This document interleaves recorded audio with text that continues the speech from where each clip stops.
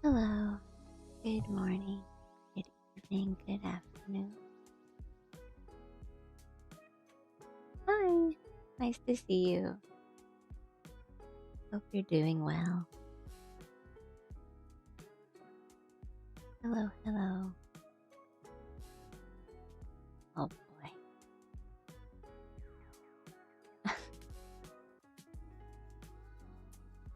I know it was a typo, but I like that you said I haven't been in one of your dreams in a while because that's how it feels like right now. Am I awake? No.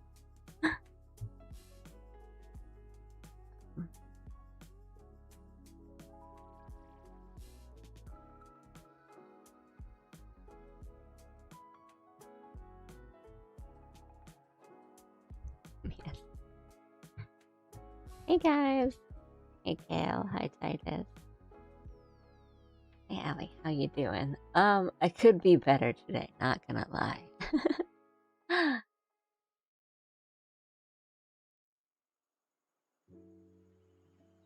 Can you make more fan art of me? Of course you can. I'll always accept it. It makes me happy to see it. Which,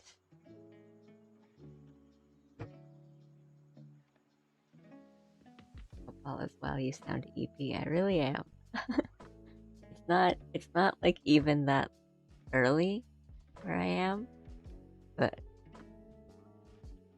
I'm like not in it. So give me a bit. I'll get to my senses. Right. Oh my goodness. And no, it's okay. I thought it was cute. Because it feels like I'm dreaming. Hi, Don. But yeah, no worries. Just like tag me or something, or somehow, however, let me find art if you make fan art. Let me know somehow.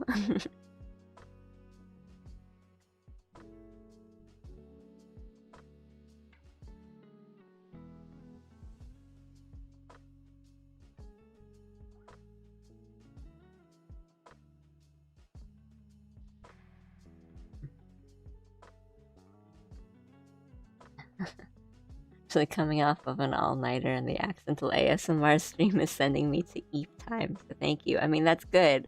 I'm glad that's useful to someone. And oh gosh, I hope you get some rest soon. That sounds rough.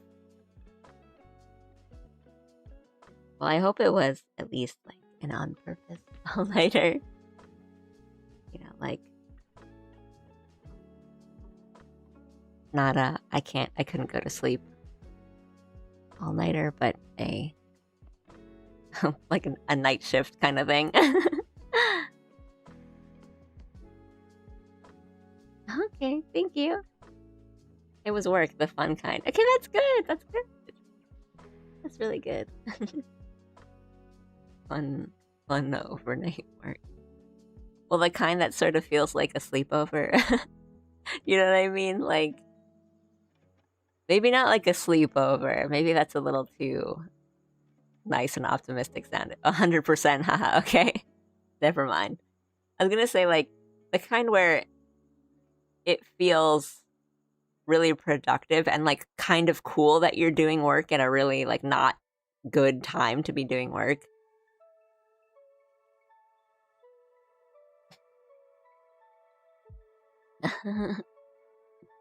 Hi, Ryan. I am very eepy right now, so I'm drinking some coffee and getting myself back into it before I start. I guess it is getting better. I fell asleep only 5 minutes before the end. No worries. I've been streaming quite a long time for the game streams that I've been recently doing, so I'm expecting pretty much everyone to fall asleep before I finish, which is like kind of nice, I think. I'm glad I'm letting you guys get some rest at the end, and like I've said it before on the Discord, but I'm here to promote good sleep for you guys and then get none of it myself. I'm like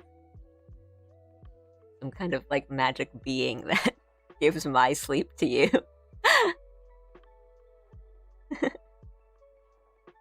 I'm finishing a 12-hour shift. I too am EP. Okay, everyone here is so sleepy. It's kind of crazy. We have Ryan, who just finished a 12-hour shift. Titus, who just finished an all-nighter shift. Like a night shift. And then me, who just didn't get sleep.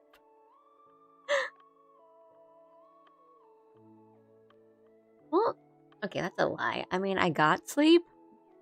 I actually fell asleep pretty quickly, but it was like one of those nights where I just kind of drifted in and out of sleep a lot. So I was like waking up a lot. And it was one of those kinds of things where, the first time I woke up and I was like, okay, it's fine. And then the next time, like, the sun was out. So I was like, oh no. And then I woke up quite a few more times, like, while the sun was up. So it doesn't really, like, feel like I slept that much. I might have slept. Honestly, like, I was like, oh, I should get, like, one of those, like a Fitbit or an app or something that tells me how much I slept. Same, I just didn't get sleep either. Aw. We're all, chat reflects streamer. Yeah, we're all. I don't know, I think some of you guys are getting, like, better sleep, or, you're having a long day and then you guys get sleep. But then I'm just like, nah, I didn't really. I just played video games this day and then I just didn't sleep. The sun is up. How can I not be... Slight zoom in. How can I not be rested?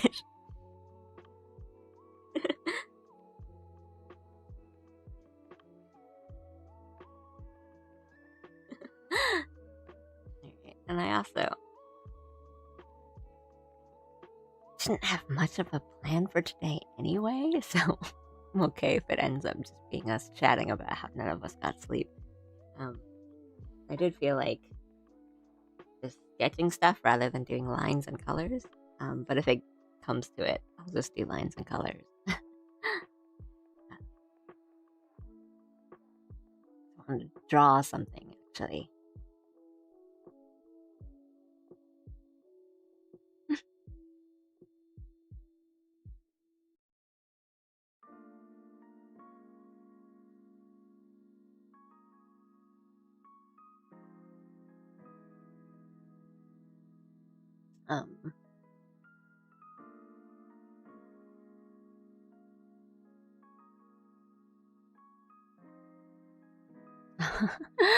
My alarm clock died last night, still woke up at 5 a.m. I mean, that's good. That means you don't really need... I mean, I guess if you were supposed to wake up at 5 a.m., I think that's good.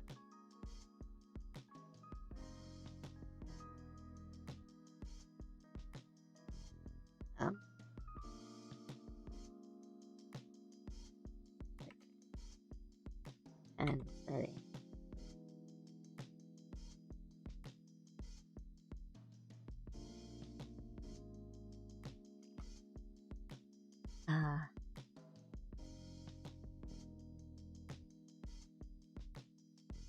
Me might pull up like a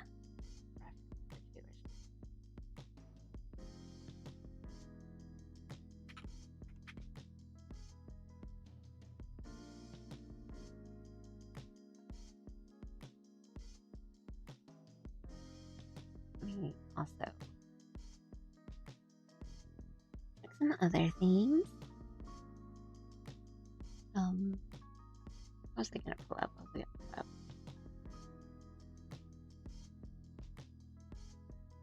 I was supposed to wake up at 5 a.m. every day for work.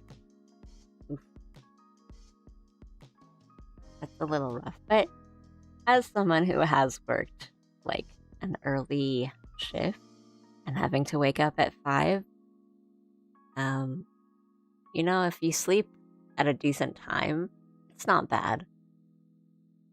Well, it also depends on the season. I thought it was kind of miserable in summer and winter. But it's nice to be up with the sun and have like the full day to do stuff. But it can be rough. But I think it's good that you can wake up at 5 a.m. without an alarm clock. You know, if your alarm clock died.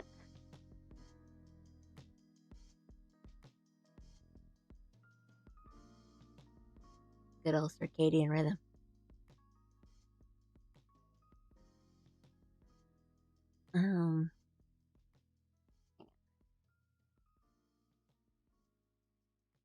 Let's do.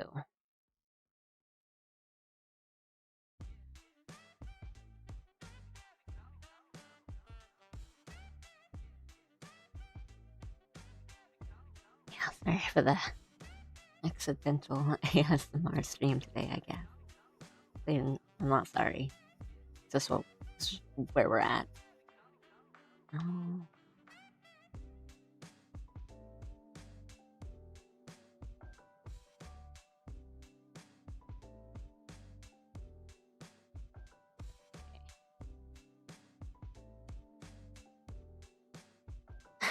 Well, hi, Ali. How was the art? Not getting there. Supposed to. I was looking for like references or something, but I haven't seen anything that I really liked yet. I wanted to do some sketching, so maybe we'll just do like a bit of line art or something until I get tired of it and want to sketch something instead. Hey, Drakey. Super relatable. I wake up at 6 a.m. naturally because I'm supposed to wake up at 6 a.m. for work.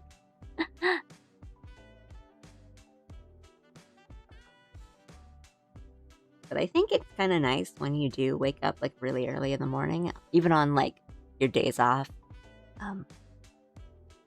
when you don't need to be up that early. Because then you can just be like, now I can sleep in, and you can still wake up at like 8 or 9, which is like a nice reasonable time to be up. But you can still sleep in and not have it be a bad sleep in.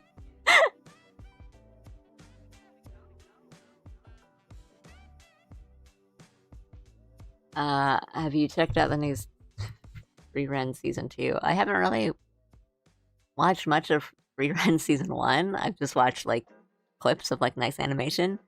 But I also like haven't really started anything this season. That Cosmic Princess Kaguya looks kind of interesting. The animation on it looks really, really nice and like very pretty. The only thing I've started watching this season was Medalist, which very timely for the Olympics. But I watched season 1 and I really, really, really like it. And season 2, there's like 2 episodes out, and I already wanted to cry during like both episodes. So we are back. Hello. If you guys haven't checked out Medalist, it is an anime about figure skating, but it centers around like young. I think they're like young, like elementary, because it's they're aiming for the Olympics, and so there's when you do Olympic sports, you have to start young, and so it centers on these like young, not even beginners because they're really good, but like the main character, she's just like just at that age where it's like almost too old to like past Olympic starting age. It's about like trying your best. It's a really good like sports series. I think it also delves into like what a sport does to you as a person. So yeah, if you guys like sports anime. Do you watch Hazbin Hotel? No. It's not my kind of thing. I don't like have any like hatred or negativity towards it or anything. It's just like it's just not my kind of thing. Um, I think the main character is cute though. Charlie, yeah.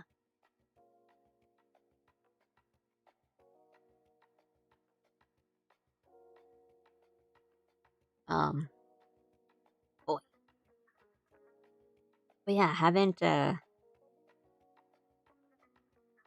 started on this season of anime or even like what was last season? Winter, right?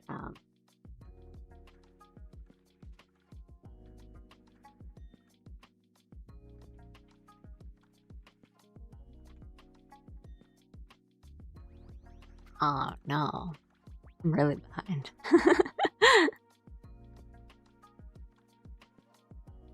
I mean, I think they're like okay. I don't really like watch or really like. I'm not like a fan of Hazbin Hotel. I mean, I think personally, I think a lot of the character designs are over designed.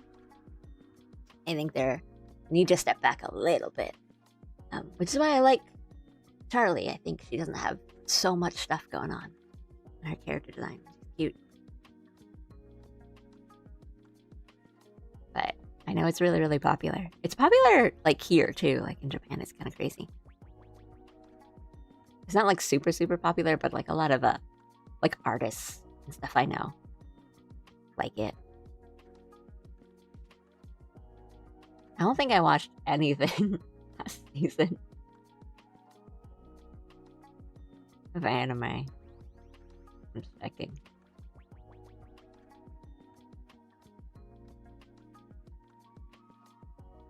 No.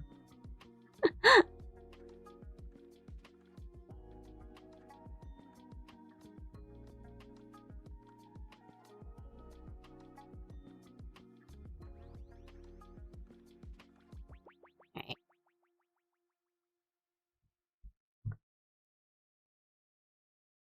I had to do something. I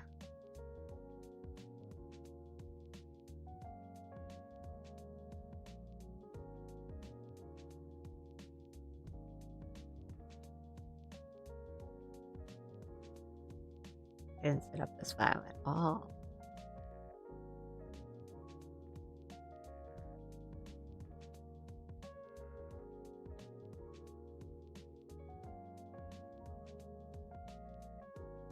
Okay.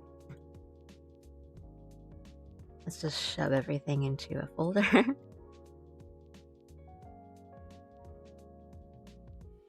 Ignore the little doodles with like dogs in the back.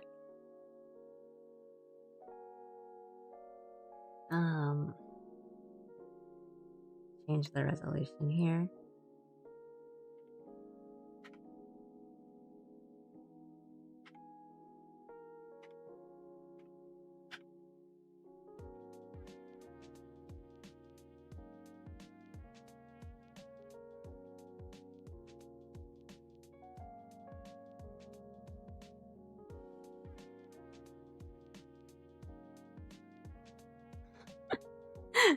The way you're spelling these character names.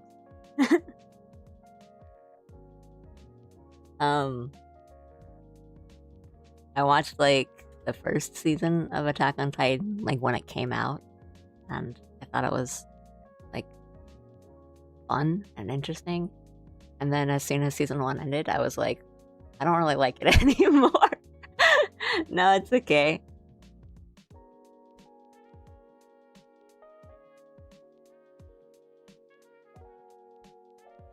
I think a lot of the animation kind of carried Attack on Titan, honestly. Wit Studio did a really good job on animating Attack on Titan that first season, and they did a really good job with like the God, what do you call them? The 3D maneuver thingies. They did some really, really cool like camera work with it and stuff.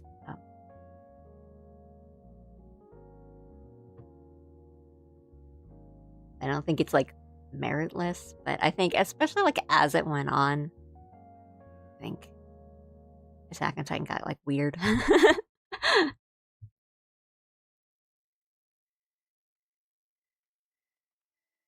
But I'm, like, old now, so all the anime I like watching now is, like, rom-coms!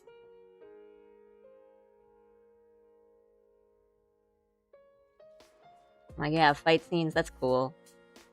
But did they accidentally tell each other that they liked each other? You're young.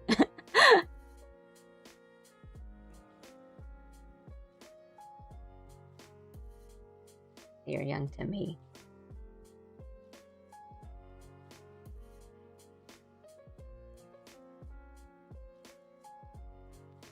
Okay.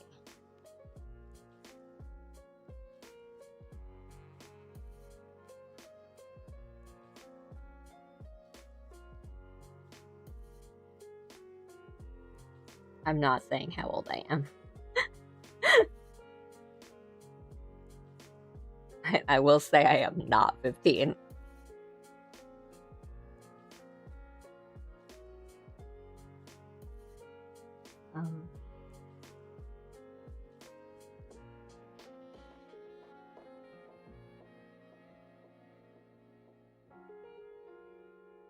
It's not like I was...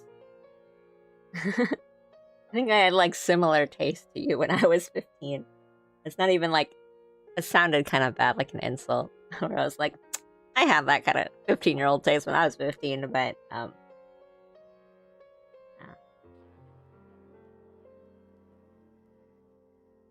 liked a lot of flashy, action-y stuff. I'm not saying. I am an adult. The fireworks drown out the audio, but then the heroine mustered her courage and repeated herself in a moment of silence. That's the good stuff.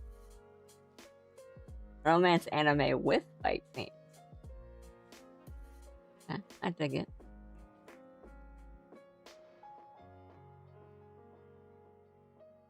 I mean, the anime I've gotten, like, really into lately has been, like, Medalist and, Apothecary Diaries. So, it's like the human drama.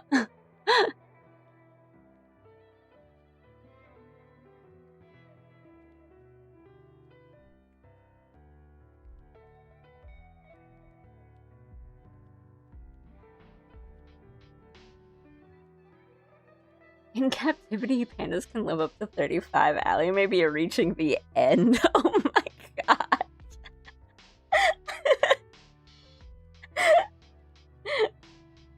Oh my god.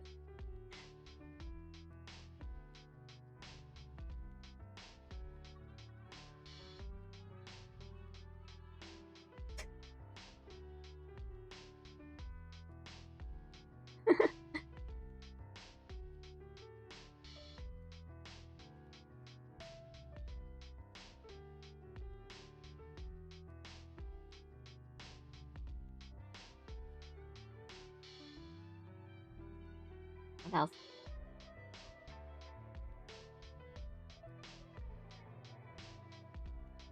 I mean, I've watched stuff. It's not like I haven't watched any anime recently, but I just didn't really feel like a pull to them. I really like I'm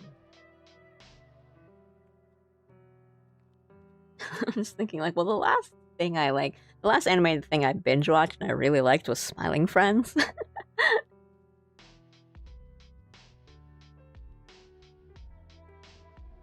I started out as a shonen action junkie anime fan. You know what I mean, Allie? The kind of anime fan who has only seen shonen action anime and associates action with quality. I get what you mean, for sure. I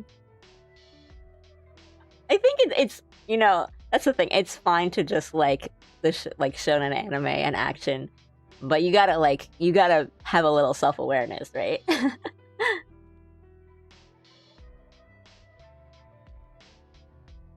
Good animation is one fight scene.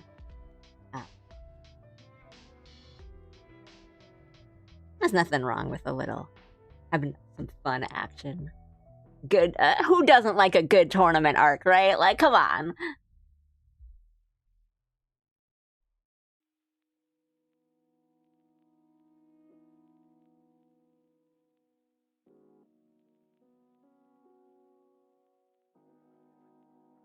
My anime journey made me a hipster, even though I was normie by JP standards. I want to guess. I want to guess that means that you got into anime through like slice of life stuff. I don't know how old you are, but I was gonna say like, oh, so like what got you in was like Haruhi and like Lucky Star and K-On! Like I don't know what the equivalent would be to someone a little younger than me, but that sort of thing. Which again, like there's nothing wrong with that, and I know many people who have gotten into anime that way. Apothecary Diary shows how endearing a character with lots of common sense can be. Well, so here's the thing with like Mao Mao, I think she's the kind of character that thinks she's the straight man, but she is equally as bokeh as the funny man as the rest of the characters around her, and she herself is kind of a freak.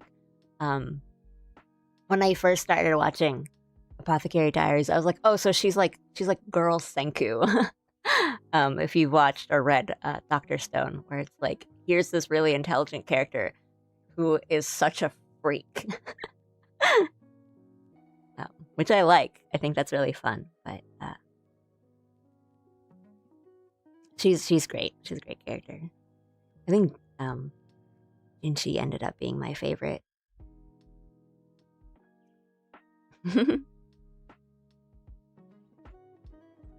You get it quite right, though the precursors to that would be a bit off the beaten path. Gunslinger Girl Kino's Journey, My Hime. Whoa! Alright!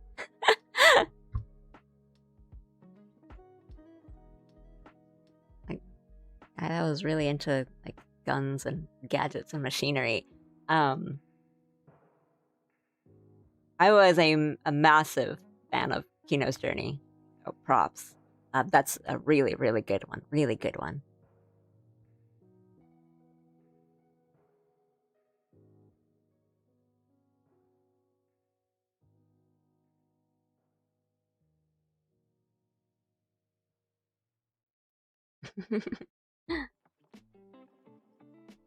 Oh, cool. Thank you. Wow, you guys like found Kino's Journey early.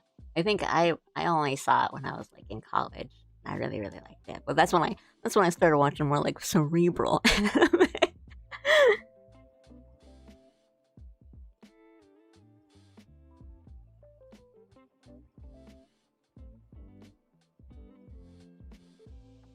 Nothing wrong with a good slice of life.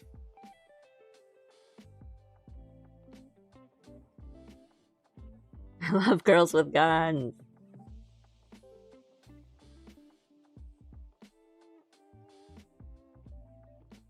Let me...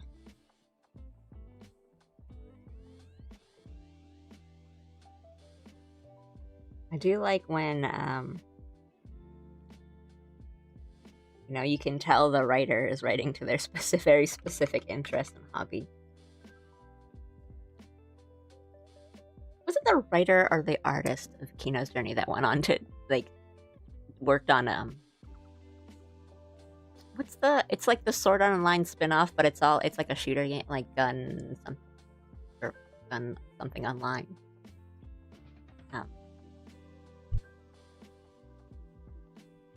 Yeah, Gun Gale Online. This is funny because it was honestly so much better than Sword Art Online.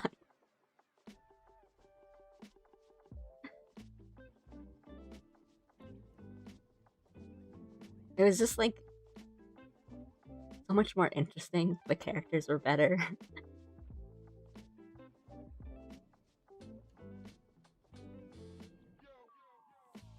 I love the small pink girl. Yeah, I thought it was really cute in the way of like having an interesting like game segments, but also like showing the people who play them and like why they play games. Yeah, that's what I was saying. I was like, didn't the writer wasn't the writer of like Kino's Journey the same one that did like GGO, because it's really good. And yeah, it's like, oh, this guy just wants to write about girls with guns.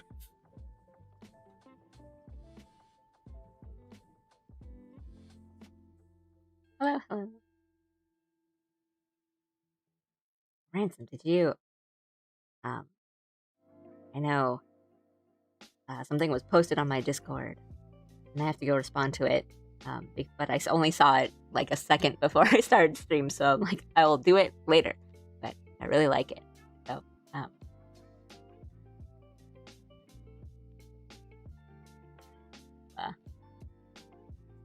go through it. I grew up on Trigun and Cowboy Bebop, great shows. Nice.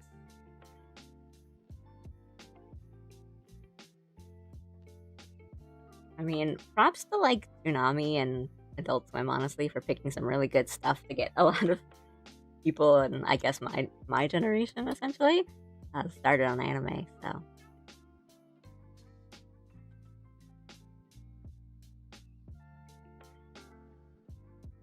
as you're doing the music to an anime got me to watch so many more things I wouldn't have watched otherwise. Ain't that the truth?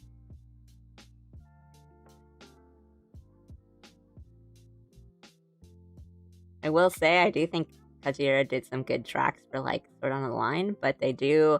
I mean, if you've watched other things that Kajira has worked on, like the Fate series, for example, the Sword Art Online tracks are really good. But you're like, this is just the Fate song.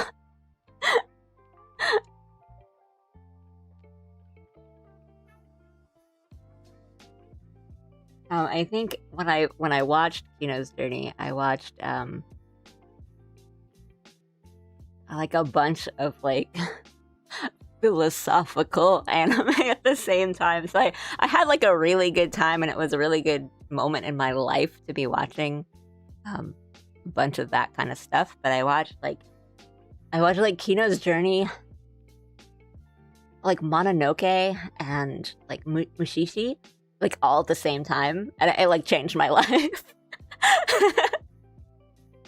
Like I came out of those shows a different person.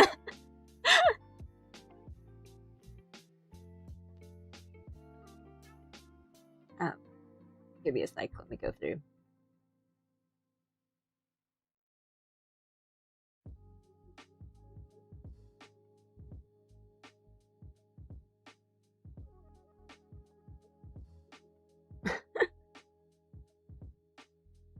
What are your thoughts on having additional channels on your Discord?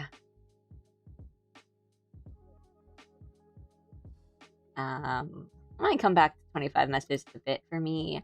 I see. I am kind of like sort of agreeing with Hidaka that it's not like super active. But I have been thinking about like, oh, maybe I'll make a different channel and like split some other stuff up here and there, and that might be better. And we can put because at first I was gonna do something like have a channel for like talking about video games and stuff, and have that separate from like the just general talking channel, and if that would be better for people. I don't think that would be like a massive change. And then also I can tell you guys my Elden Ring journey. So I picked up the DLC again because I haven't gone through a lot of like Shadow of the Erdtree, so I guess last night I fought Mesmer and it was really fun actually. But hi Hidaka, sorry.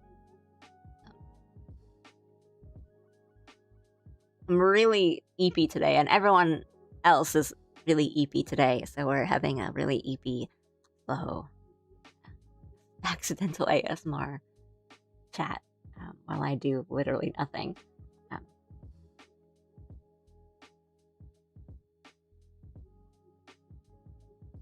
Oh, actually, Ryan, that's a really good idea. I I like that because then sometimes I just like miss them, or it's like, oh, I posted it in the Discord and I'm streaming at the time, so I can't like check it myself. So sometimes I just miss it too. So that's a good idea. Thank you for that. But yeah, I know. I sort of like agree in that like the Discord's not super hip and happening, but it could be a little bit more organized, I think. And I'm a sucker for organizations. So I had to backtrack to the classics that didn't have Toonami cable. I know people like that who like didn't have the cable channels, so it was like I watched a lot of those. Or I know there were like other channels that played other anime. Yeah.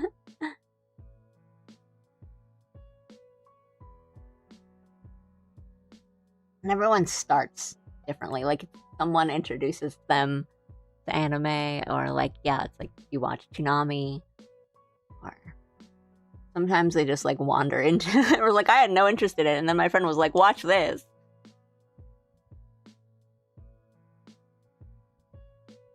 Mushishi is so good.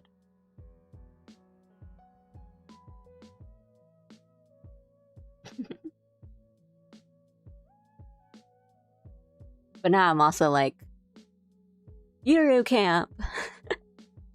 That's my jam. I like to watch comfy shows where, like, anime characters do a hobby. And I learn about that hobby through that show. And then I want to do that hobby. Binge watch Outlaw Star. Yo, classic!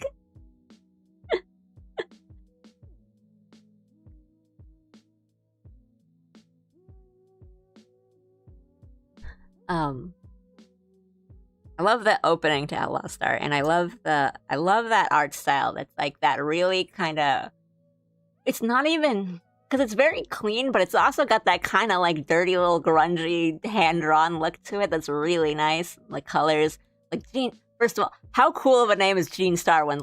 Let's be honest, guys. How cool of a name is Jean Starwind?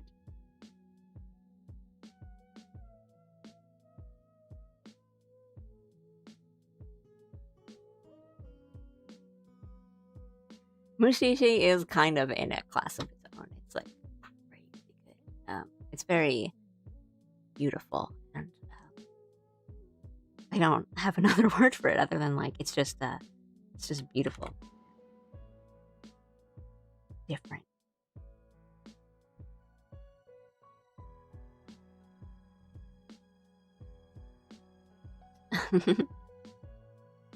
Despite my name, it'll be a couple hours before I'm eating, says Sleepy Doodle. Hi, Buck. Whatever, we're all sleepy. I actually wanted to do like sketching today, but I am not. The creative juices aren't going, so I'll do some line art and stuff. I'm doing something on screen before I start trying to sketch something, I think. But I'm slow going on the chat because I just keep getting distracted and talking about different anime.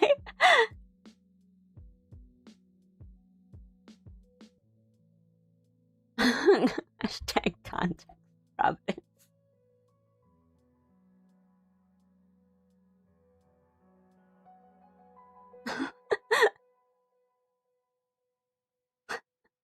I admit it's a cool name. It's good 90s style. We did, yeah, I know we talked about 90s anime before. Hand painted cell shading, let's go. Gorgeous.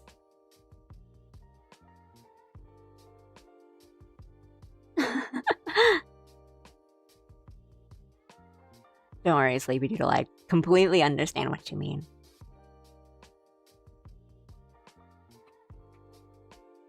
Like, all I do is draw, and I'm like, I have no time for art.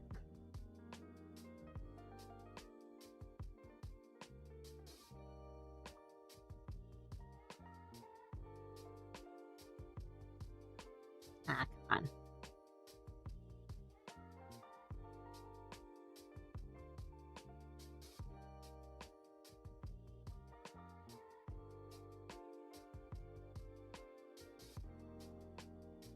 Let me scroll.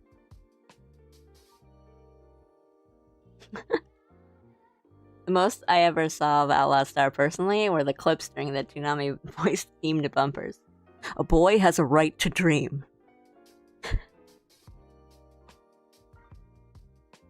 You're just gonna keep running away? Just keep running away?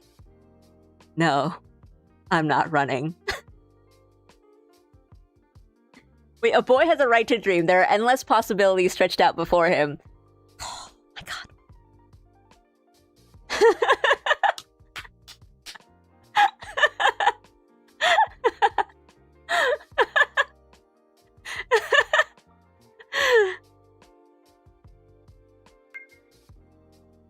Oh, thank you! Wow!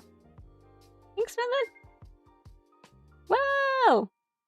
Oh, also my alerts are kind of messed up in that,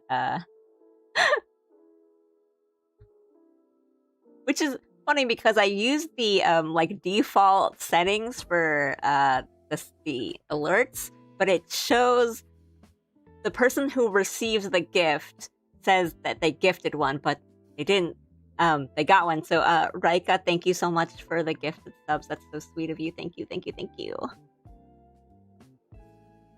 So much. I like your art, so here's some subs. Thank you! That's so kind.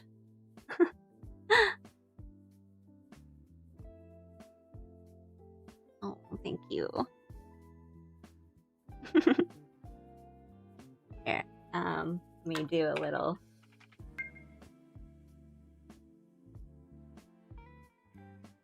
Ah! Oh, thank you, Ryan.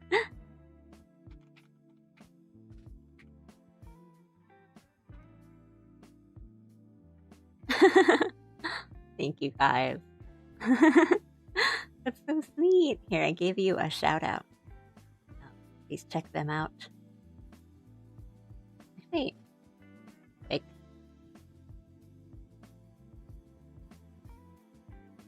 What? I know I've definitely checked your out before because I remember it, but I haven't. Here, I'll do a little. Sorry about that. Yeah, of course. Thank you for the subs. Me.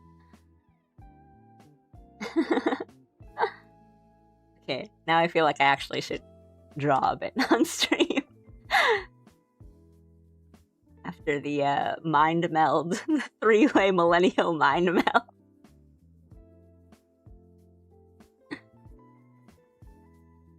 Yeah, maybe it's so-and-so was gifted one, but I use like their default settings. I didn't fuss around with any of the gifted alerts, the other sub ones. I messed around with the little phrase, but I didn't touch anything on the gifted ones, so I don't know. But I am planning to like basically redo my alerts anyway, so I should fix it. Way to make this look bad, Twitch. We are getting closer and closer to monetization on YouTube, which means subscriptions and stuff first. So we are getting there. The viewing hour threshold is kind of high on YouTube, so it's like quite impressive that we are getting there. The real answer is that if I was being serious about it. Thank you. Oh, geez, Ryan, thank you. Thank you so much. I don't have like a cool scripted thing to say for sub gifts yet, but I really, really appreciate it. That's very sweet of you guys.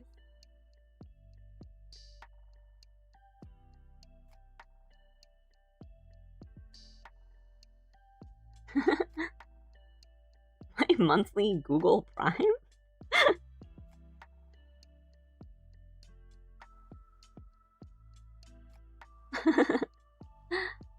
Basically, millennials living in their fantasy nostalgia world. Me. Also me.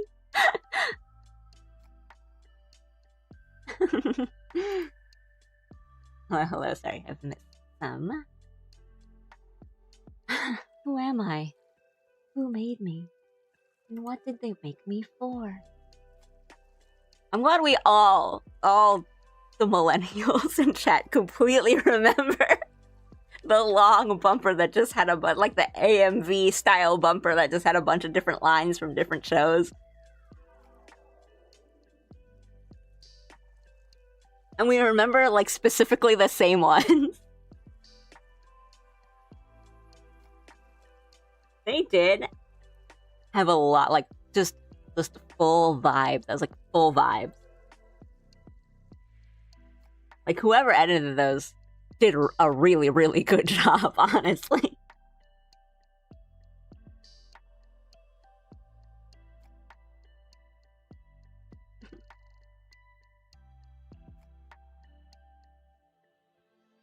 The music was really good. The line delivery.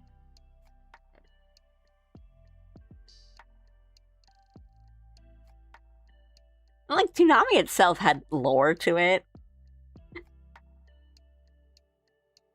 Every now and then, Tom would, like, review a video game.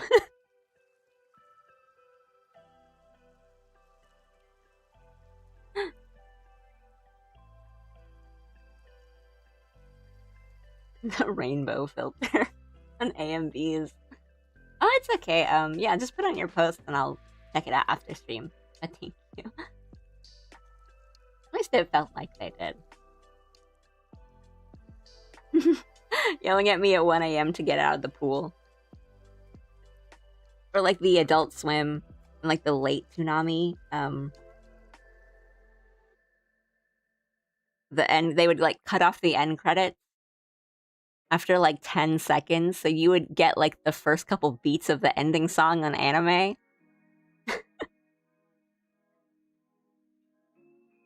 But you would never get the full song.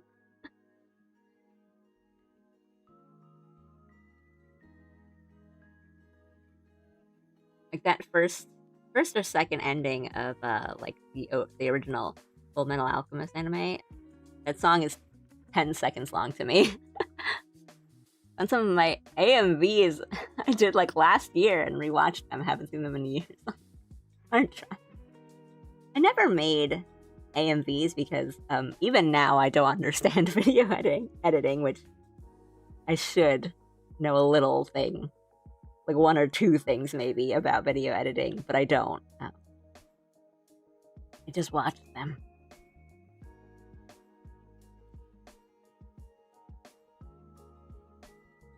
And on this.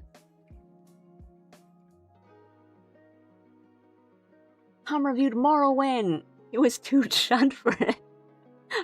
But Sarah liked it.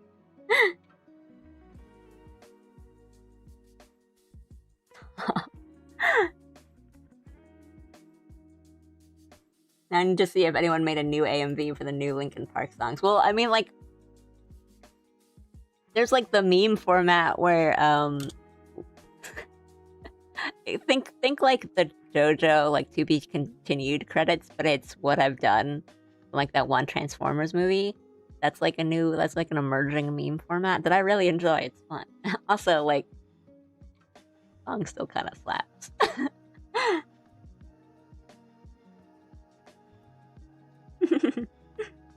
Zoids was my jam.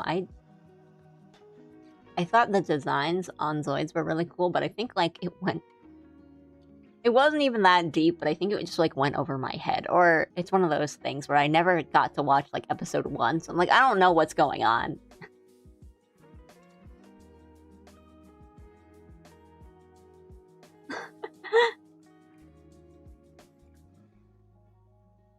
I know video editing is hard, such annoying with free tools only, and I've only been using free tool.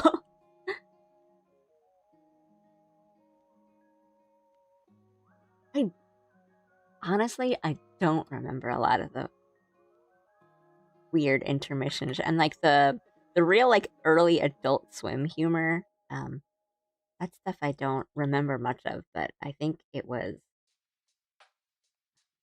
I was too young for it. I didn't really understand a lot of it, and now I do. Now I get it.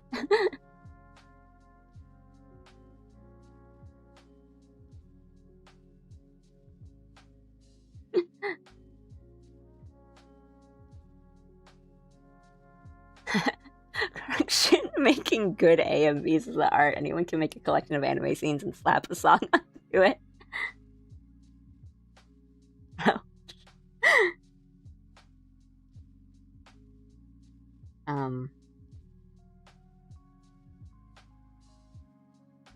The only one I remember watching and I really liked was there's like a Princess Tutu AMV with like this really intense but ballet-ish Russian song to it. I don't remember it all, but it was kind of a popular AMV, so maybe you guys know what I'm talking about.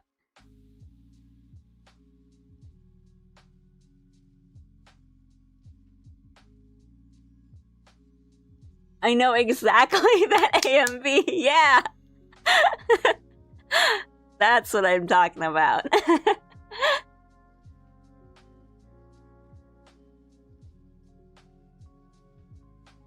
That was like synced and everything. It was like, yeah, that one. Yeah, hold mig. Yeah, that one. You guys know what I'm talking about, yay! My people! When my goat drops lore on the whole Mig Princess Tutu AMV.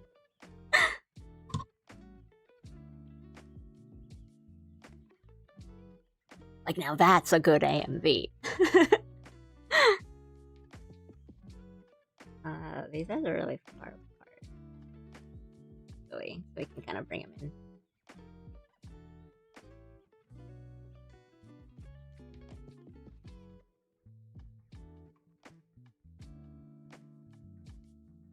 Thank you, pup. I will check it after my stream. Actually, here I will make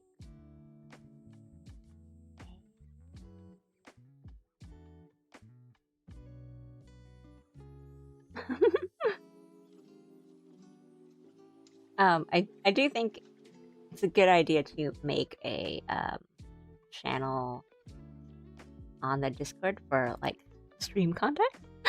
So let me do that, and then someone can post that Princess Tutu AMV that's probably still on YouTube, right? On there for everyone to watch.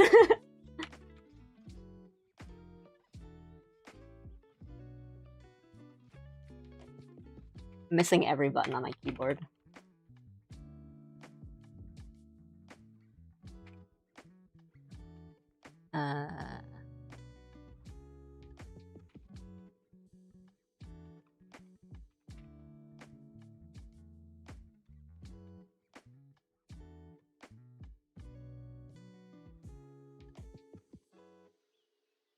A second.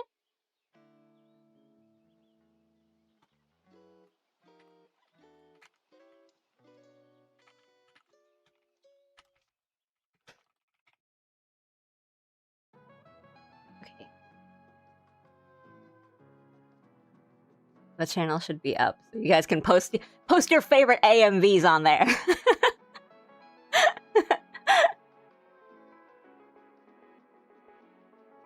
I remember Zoids. I really liked the first series that was like just the fights and the air. Chaotic Century, which I couldn't get into. Just thought it was cool that the versions of Lager Zero were, first of all, how cool of a name is that? Were named after German words Jaeger, Schneider, Panzer.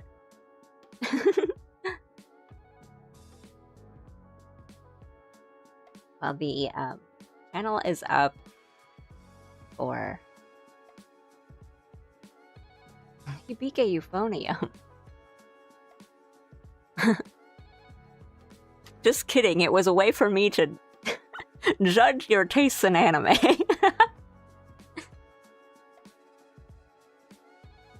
Seeing what AMVs you guys post.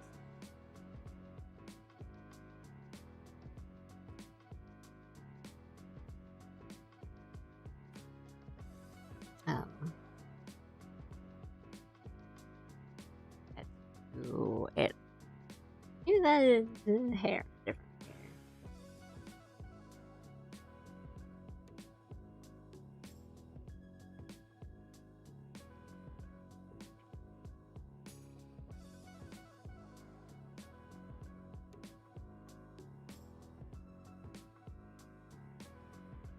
Let's do like.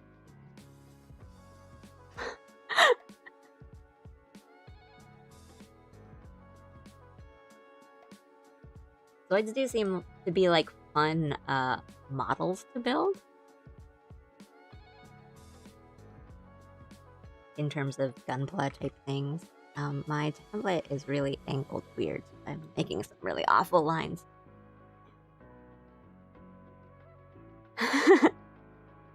At Hidaka, you continue to demonstrate exquisite taste.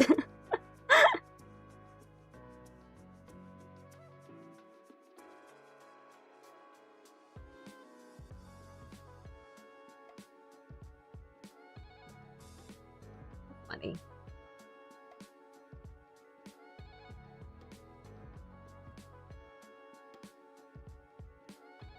Yeah, I know YouTube tends to have more of a delay than Twitch does. I know there is a bit of latency, but sometimes it's just weird settings sort of thing. No worries, we all entered the stream really sleepy, except ironically, Sleepy Doodle.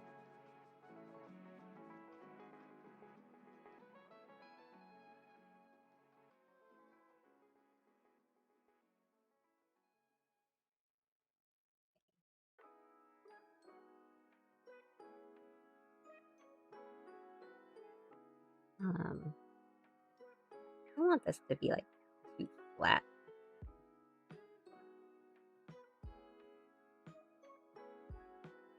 And these lines should probably be a little thicker.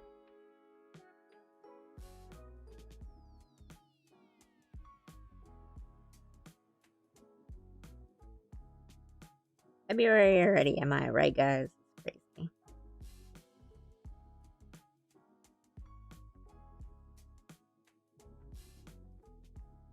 I did have like 3 full mugs of coffee today.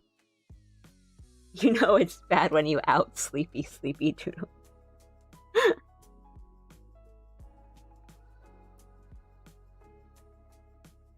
I'm having my first cup of coffee now.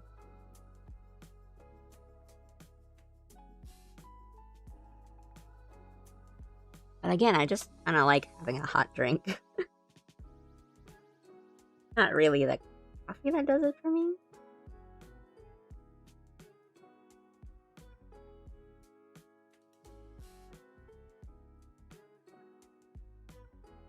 Just to say, it's not like coffee does nothing to me. It's more like it could be tea or hot chocolate or like anything. It's a nice warm drink. And that would be a nice morning drink for me. It's not like I need don't talk to me until I've had my coffee. It's not like that.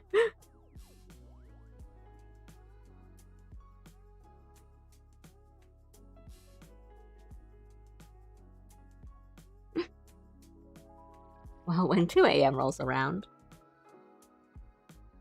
What's the theme of the drawing you're doing line art on right now? This is like a Chinese New Year kind of thing. I guess this is the February alley. Maybe. We have many things that could be the February alley.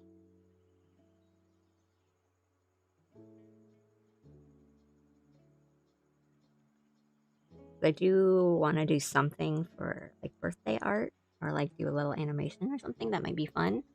But I don't have like a concrete idea for it yet.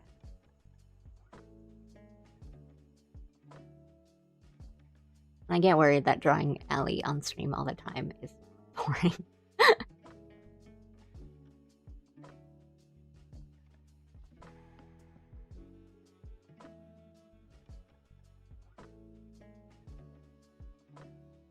Move.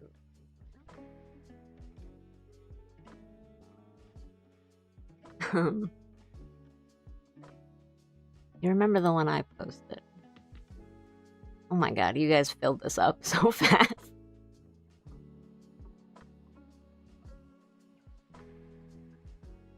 Well, I have to go watch and quote the entire Toonami bumper. No, not boring. Is Uma involved in the Chinese New Year drawing? No. I should probably try to fit it in somewhere, but it's not like their little Uma Musume horse ears or anything yet. It was really just an excuse to draw Kibo.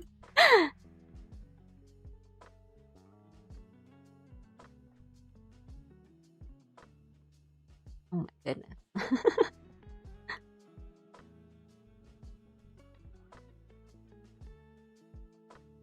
The fan is a blank canvas. There we go. True.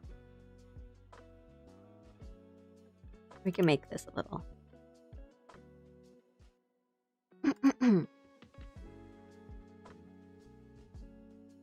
There is a particular threshold of caffeine required for me to stay awake. On the itch. True.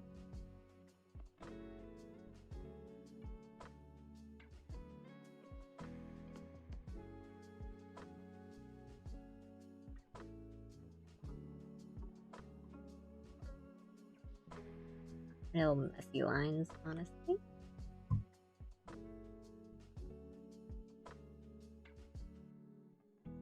Bring that down.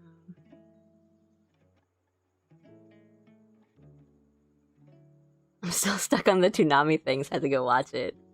How have we seen so many of the same things? Probably because we're like the same age and we grew up as nerds in America. Good taste. Yeah, let's sum it up with that way. Honestly, good taste. Have to bail for food, but if you're still around in an hour, I'll see you again. Yeah, I'll probably be around. But yeah, get some food and enjoy your meal. I'll see you around. Let's go with that.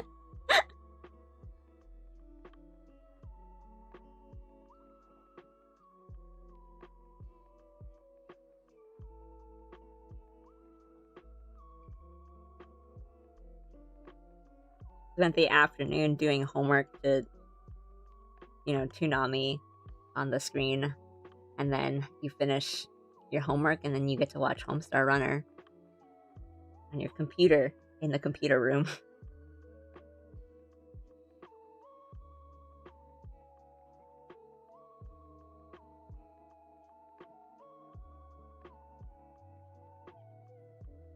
Another fun millennial activity is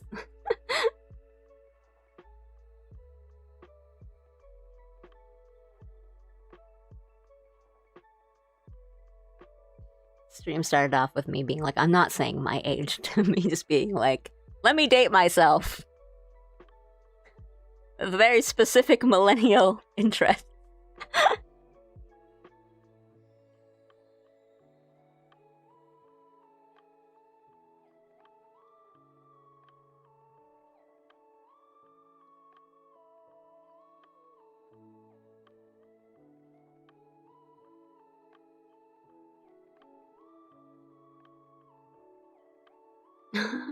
Wait, when did I get another sub? Yeah, we got some gift subs. Which, thank you guys again. That's so great of you.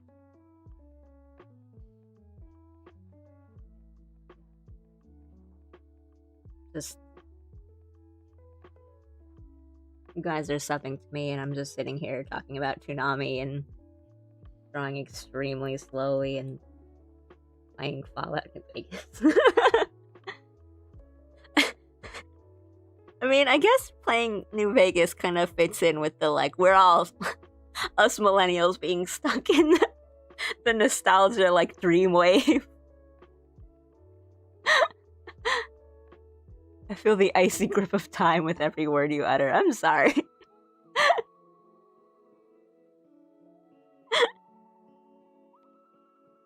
From now on, I will only play games that released around 2010. And then we'll We'll crack open some Mountain Dews. The Doritos. We'll jump on Xbox Live.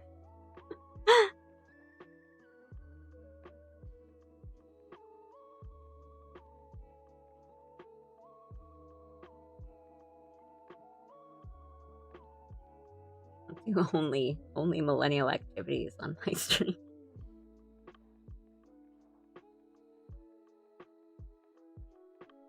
I really do feel my bones like turn into sand whenever I have. And I'm sorry if you're still here. I'm not talking about this like I'm like calling you out, but like it does turn my bones into sand when I get like a youngster on the YouTube side. That's like, I'm 15. How old are you? And I'm like, oh, I don't want to say. And they're like 21. And I'm like,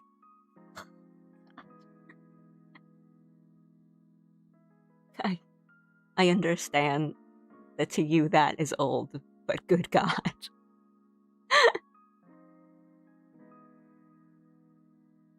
I literally downloaded the client for a private server of a shutdown MMO like 5 days ago because I was feeling nostalgic.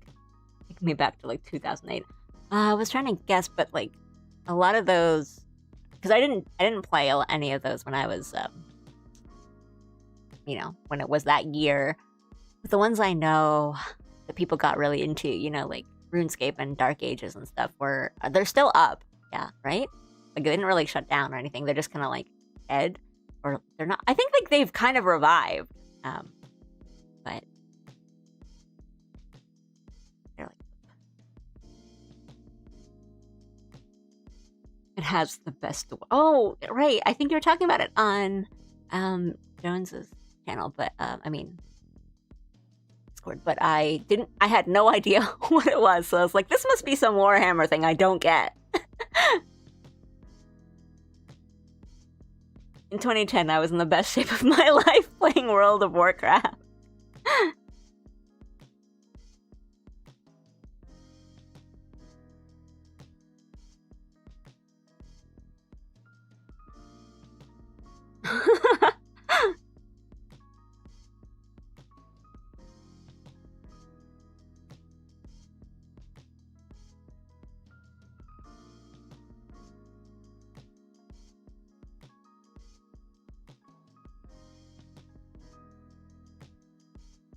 I will say I'm very happy to have collected such kindred spirits.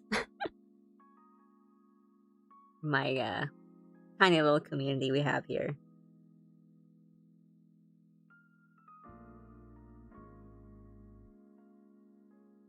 Oh my god, I'm bad.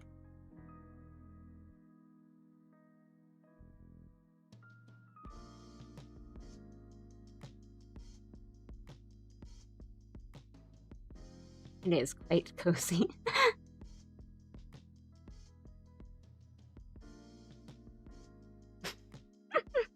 Got my first girlfriend in 2010. Told her I liked her ringtone. We started dating. It was easy back then. Man, remember like ringtones? I don't think I ever really like got or like purchased or really set my ringtone to anything fancy because I always had my phone on vibrate because I didn't really like when it played sound out loud. I didn't want people to perceive me even back then, but I always like listened to them. Like I would go on the like ringtone sites and just like listen to my favorite songs as ringtones because that was like cool for some reason. I was like, I just want to listen to a couple seconds of my favorite song instead of the favorite song itself. Man. Well, I didn't want people to perceive me in the way that, like, I didn't want my ringtone to, like, go off accidentally when we're just, like, hanging out, and then everyone turns and looks at me and is like, oh, I'm sorry, that's just my phone.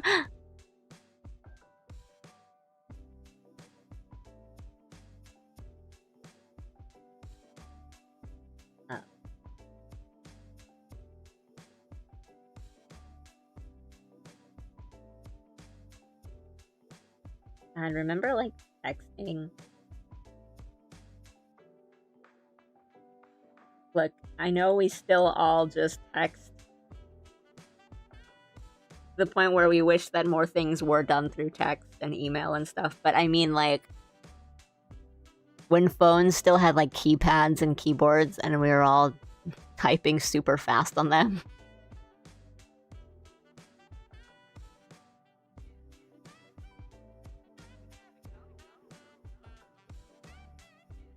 I want my keypad back. I want tactile feedback. Haptic feedback. I want to press a button and then have that button kind of slightly go down and up and know that I have pressed a button. Remember when texting cost money? Yeah. Oh. I always had I was a teenager, so we always had, like, the plan where you had, you know, a certain amount free, and then once you went over that, then that's when you start paying. I'm like, you know, unlimited texting. And I would never really go over that limit. And then if I did, I would feel so guilty. Like, I'm sorry, I had to, like, my friend was having this problem and I was texting them, and my parents, like, never really got angry or anything, but it was just like, yeah, it's like 10 cents, it's fine. But I'm like, no. My sister racked up like a $200 bill from texting one month. That's how it goes. I had a lot of friends who, you know, they did that. But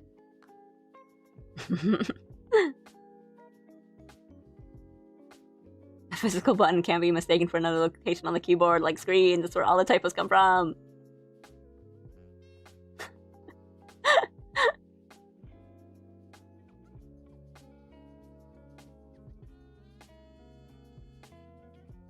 Like, phone designs back then were so cool. Like, they, like, flipped open on the side, and then you, they kind of slid out from the side, and then you turn it, and then it's like a DS style handheld, and you start, like, typing with your thumbs on the keypad, and then when you're done, you, like, close it. Cool. I remember how happy I was when we got unlimited text. Kids these days don't understand the struggle. Right, now you just connect to the internet.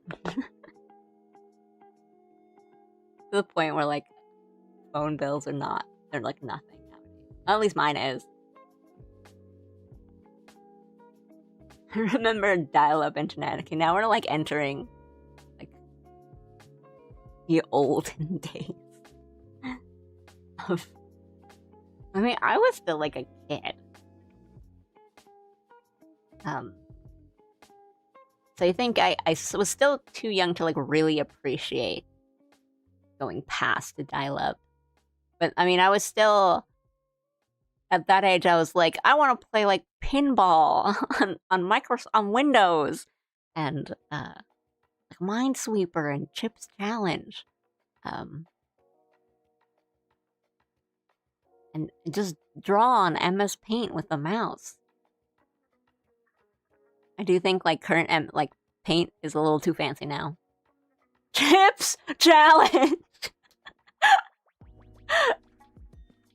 I was in the Luddites. I was like, what do I need text for if I can just call them? I was the opposite. I was like, I never want to talk to anyone on the phone.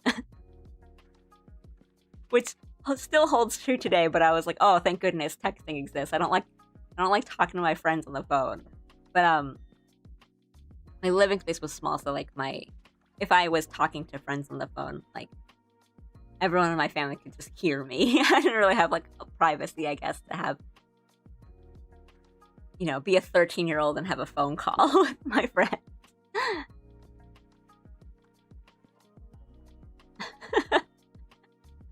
Chips Challenge mention? I like the Sierra, like, software, the CD-ROM games, like, all the Sierra stuff. Like, the Encyclopedia one. A lot of those, like, the educational ones, like Jumpstart and Reader Rabbit. I guess the chat is this now. I guess we're just talking about this. Sorry. I'm also having a little bite to eat, which is why I promise that's why I'm not doing anything on screen.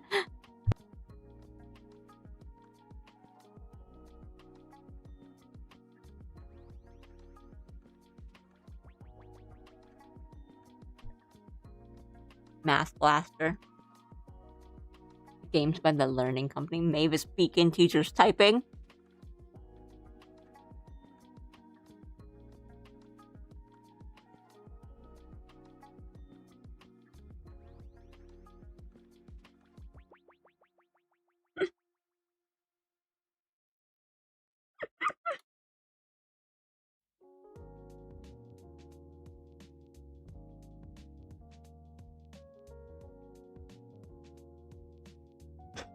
Spellbound was how I became the best speller in my grade.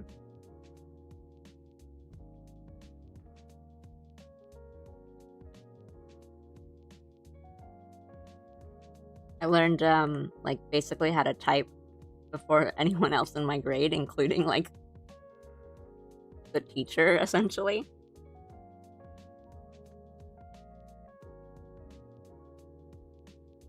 I remember there was, in, like, first grade, we had this assignment where we had to, like, type something, like a poem that we wrote on the computer and then print it out, and I finished in, like, no time at all. My teacher, like, didn't believe me to look at my computer screen and be like, wow, you typed that all so fast? And it was, like, 3 lines. I'm like, yes.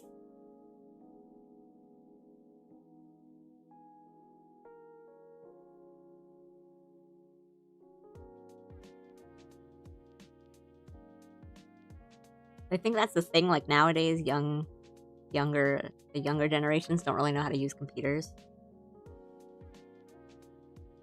That's what I've been hearing. I don't know.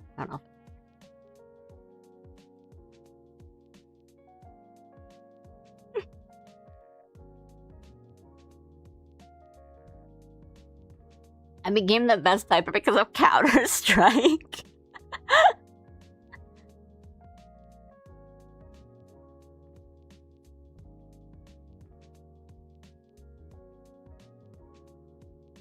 Well, we also used so much shorthand.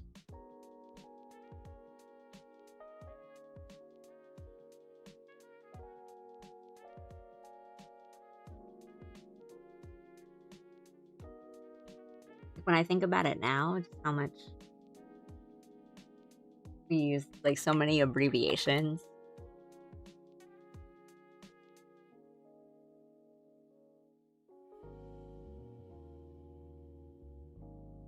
Did you guys use, like, AIM? Like, AOL Instant Messenger? That's, like, the thing I always used to talk to friends in, like, middle school and high school. And you always had to, like, set your profile and put all, like, the song lyrics in, like, different fonts and then format them. And, like, we all learned HTML for, like, MySpace and, like, doing really basic things that you could do on the your AIM profile and, like, your away messages.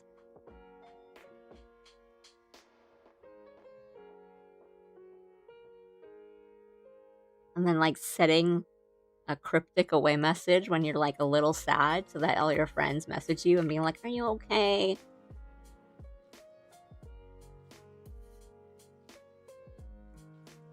And you're like, yeah, ...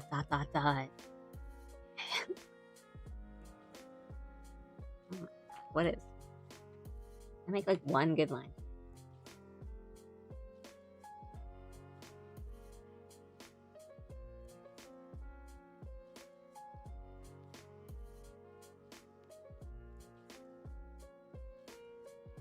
That actually sucks.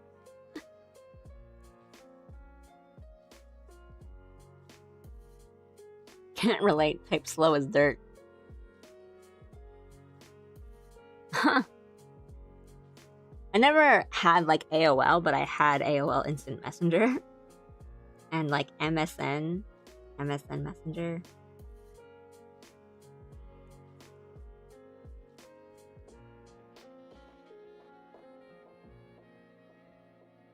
The door open and close sounds.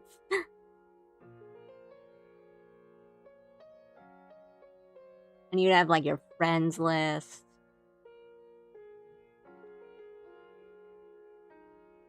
And tell you who logged on and off.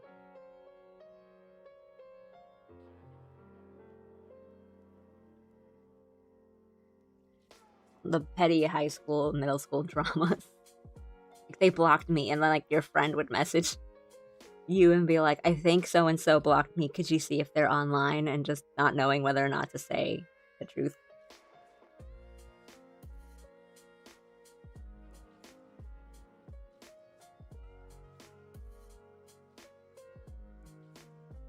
I was gonna say like, oh, maybe it was different for me because I had a lot of really dramatic girl friends, but I know guys got just as dramatic.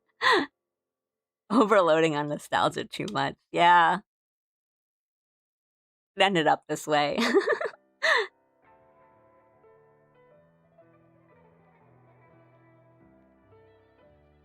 We just started talking about like tsunami, and then I went further beyond.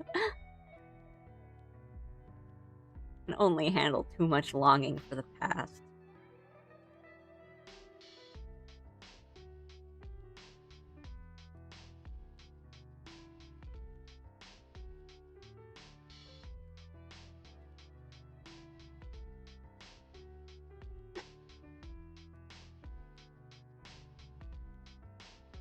Would you say that this was to go even further beyond?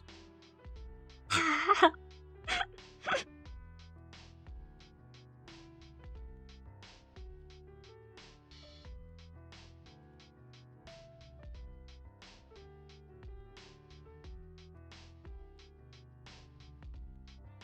gonna have to rewatch all these Tsunami bumper.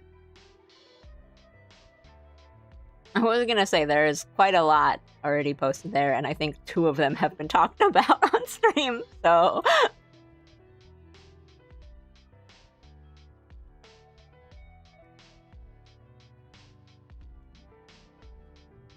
Scrub, yeah. I love waking up to the news of Adobe ending their animate services. That's literally what I woke up to, and I was like, huh? And I don't use Adobe Animate, but I know a lot of people who do, and that is really something. Yeah, I don't know what people are going to do, and I don't know why they would do that. I think I've actually, because I did literally like wake up to it, and I checked my phone and was like rubbing the sleep out of my eyes, and I saw the announcement, but I only saw it in Japanese, and like a Japanese artist that I follow reacting to it. So I haven't actually like fully read a press statement sort of thing. But yeah, I did see that, and I did see a lot of like artists I follow who do use Animate just being like, what? Like, what is this? So.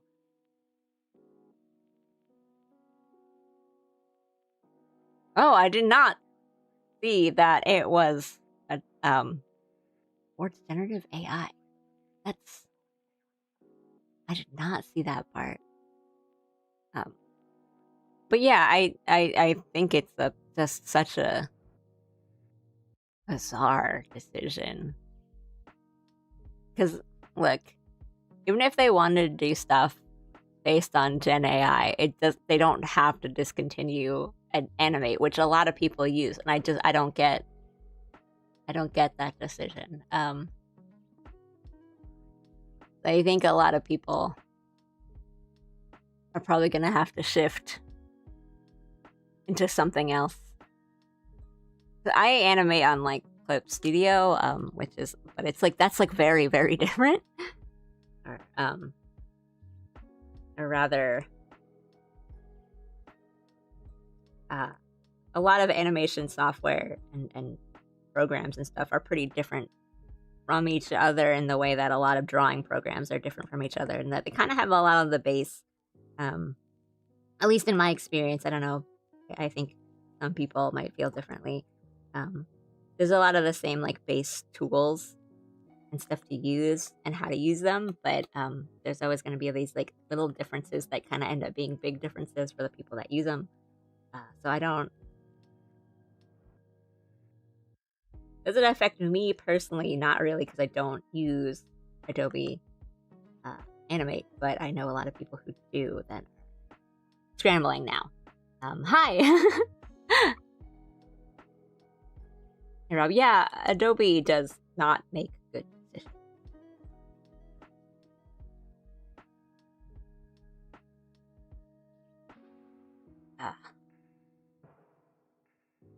But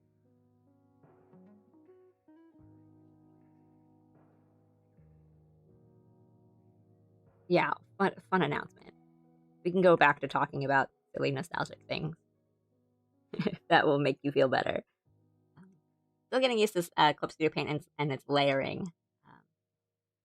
Hello!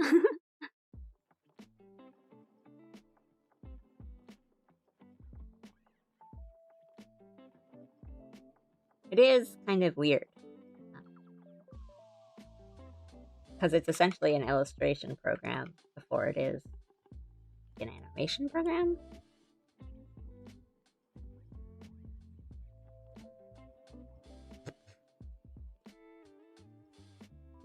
Anyway. Yeah.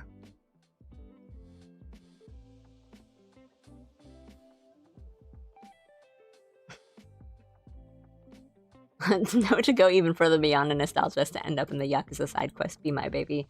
I think the best part about those side quests is that the localization team always finds like the funniest pun to put into that side quest. The one that I know there's a couple from like different games that I was like, oh, that's good. But the one that always sticks out in my memory is when they're about to fight like Kiryu, and then the usual guy goes like, let's pacify this bitch. And I'm like, that's so good. That's a good pun. The Loc team for RGT is really, really good. I think they do some really, really good work.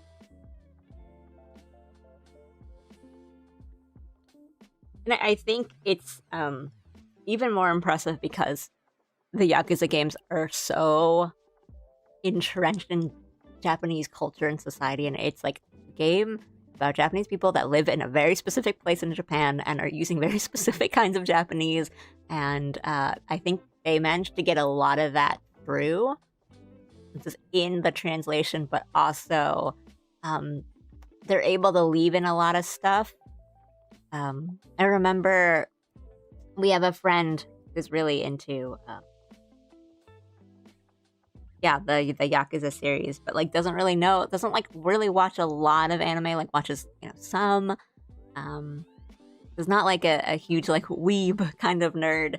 And then he kind of like messaged us and was like, guys, what does Aniki mean? Because he's been playing so much Yakuza, and it's just like kind of just like, I get the vibe of these words, but like, what does it actually mean? And I think that's like a very impressive feat to go through like a whole series of games that has a lot of like very specific terms and just kind of be like, understand them on vibes, and then be like, I don't actually know what this word means. Please tell me.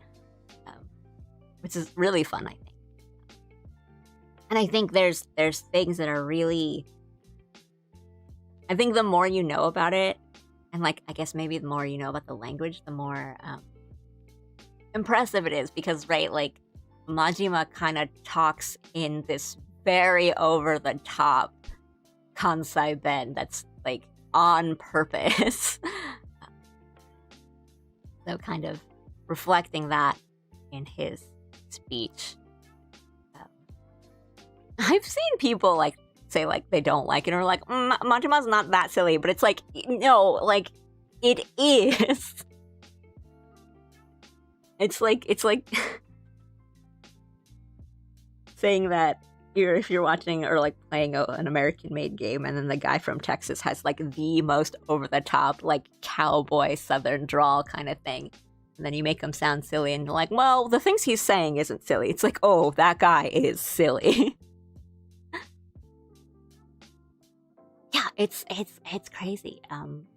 Because one of my favorite lines of his is like that, like localization written lines is in 2,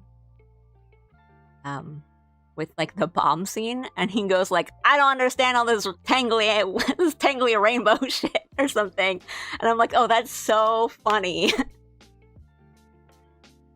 And I know, so people were like, he didn't actually say something that silly, and it's like, no, he is. Yeah.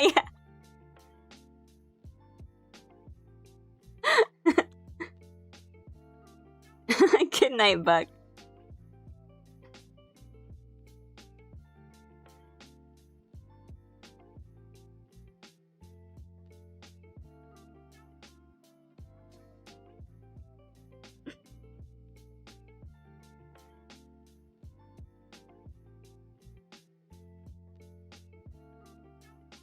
Silliness is a huge part of this series and why it's so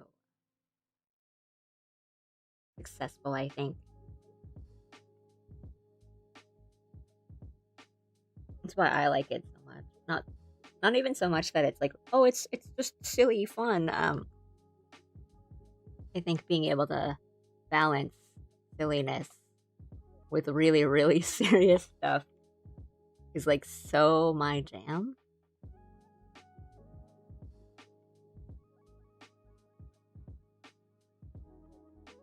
I mean, 7.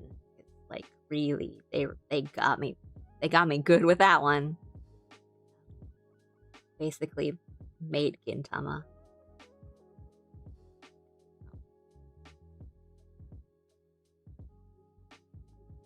Big irons to you.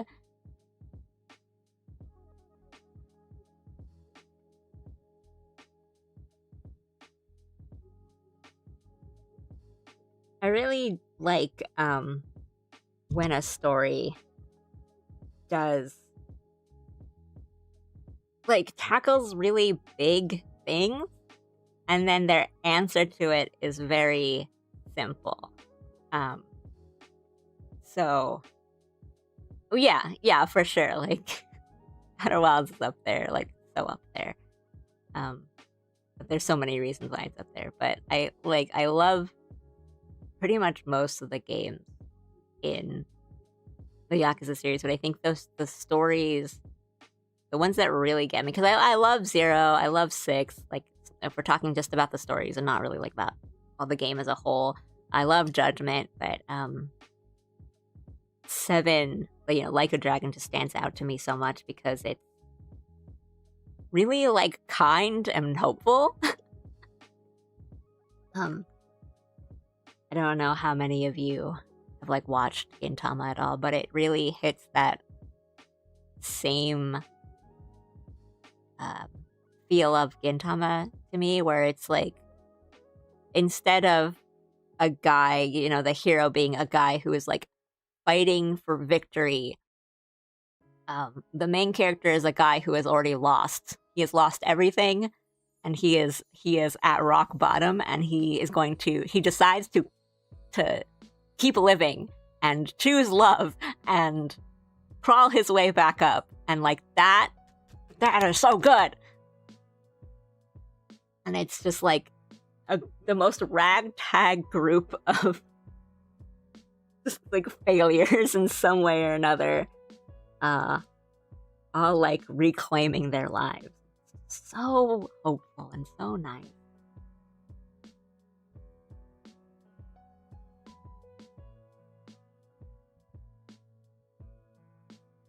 People that by all measures should have no reason to keep going, but do choose to.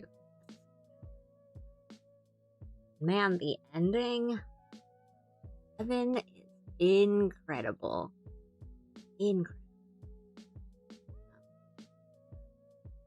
This is not a knock on it, but the game that I played just before 7 was Final Fantasy 14 Endwalker. I did enjoy Endwalker. I really liked it. But Endwalker also was dealing with like really important big questions of like, why do we keep fighting? And when I played it, I was like, oh yeah, that's pretty good. And then I played 7. And 7 was like, they had a completely different answer to like, why do we keep fighting? And I was like, I like this one more. Because it is a very like messy and it's like barely even an answer. But I was like crying through that whole final cutscene. So good.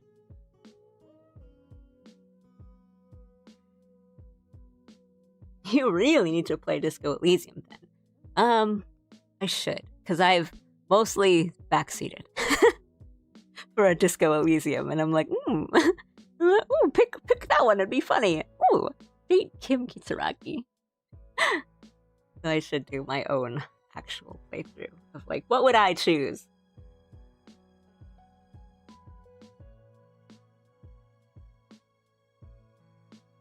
Can walk past those lockers in real Shinjuku. Like, that is such a banger scene. Really, really good acting for Ichiban's, both like his voice actor and his like motion capture artist. Crazy good stuff.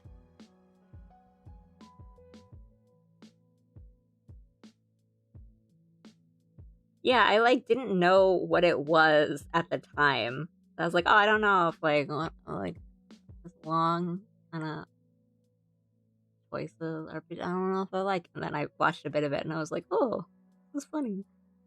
This is really interesting. But I am now into really long. Well, Sekiro might not be that long. We're already at Genichiro.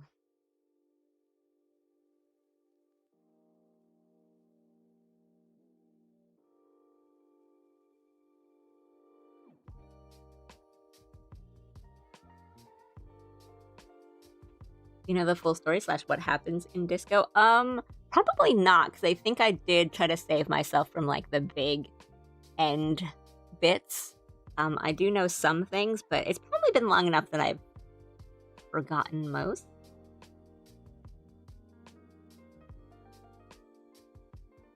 But I did try to be careful on that front of like, I probably shouldn't spoil myself entirely.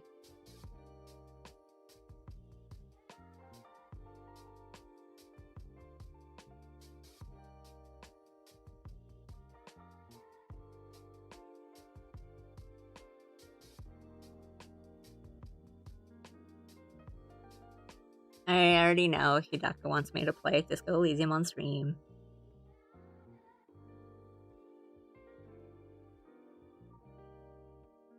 I'm just doing like basic shapes of these braids, but they look like donuts now.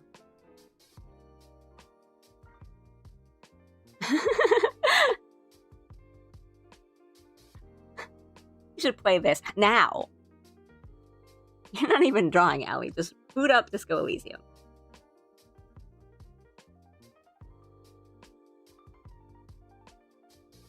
Install it now.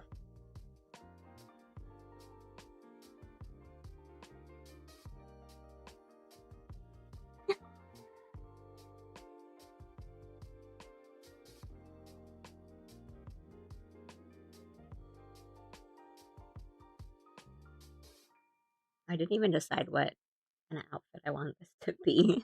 Did like vague lines.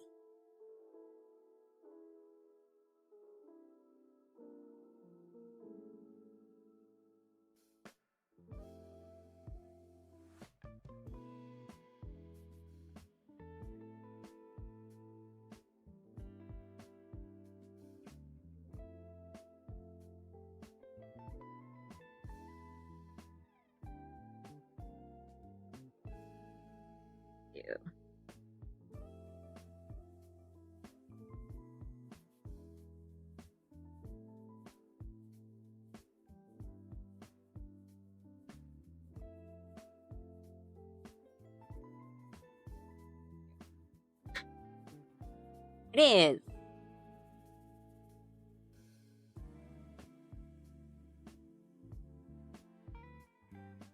And funny like Pekingese or Shih Tzu or something.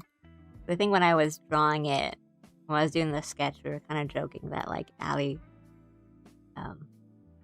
ended up being like a baddie Chinese auntie, was definitely like the evil, like the villainess in a Chinese court drama.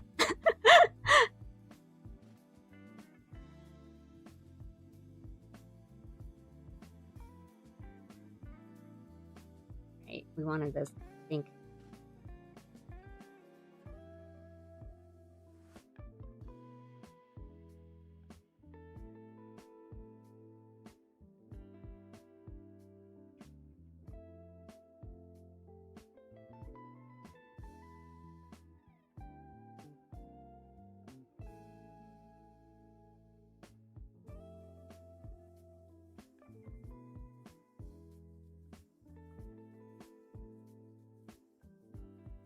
They'll be like covers.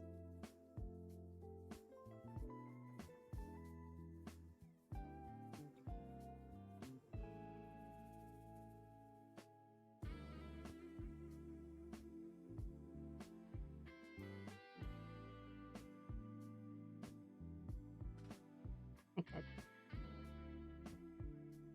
You'll kind of Chun-Li.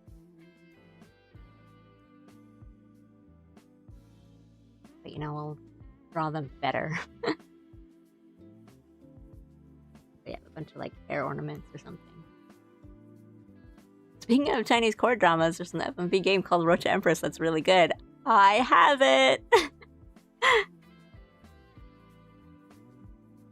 I haven't played it yet because I'm trying to... Well, I mean, there's lots of options and like dialogue trees. Because I was like, I think that would be a really, really fun like New Year's, like Chinese New Year stream.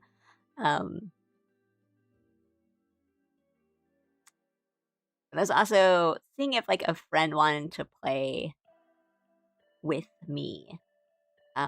Because this friend got me like Dispatch, so I was like, well, we'll trade little story games.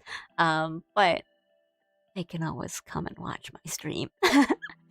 And I think there's enough like branching paths and choices that we're not gonna have like the same exact sort of playthrough. Because I definitely want to go through it. I have seen a bit of things from it, and it seems really, really fun.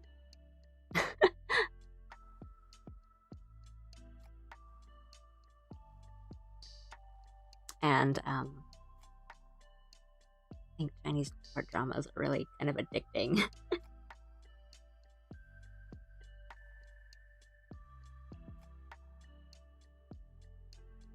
You know, in the same way where like you'll make fun of soap operas all the time, but then you accidentally put one on TV and you're just kind of engrossed in it, and you're just like, but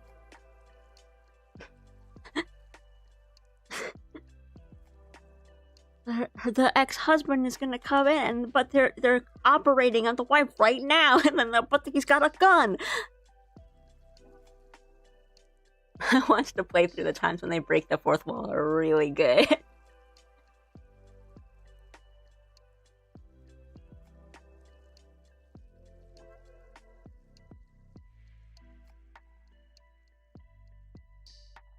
But is there any cultivation?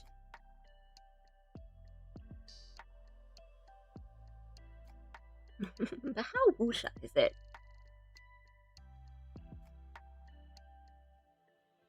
I mean, I guess the nice thing is that Lunar New Year goes on for a while, so we can have a bunch of different New Year's streams for festivity's sake. Because I was thinking like, well, it's either, Road to Empress, or we do fight some like 9 Souls bosses, stuff like that.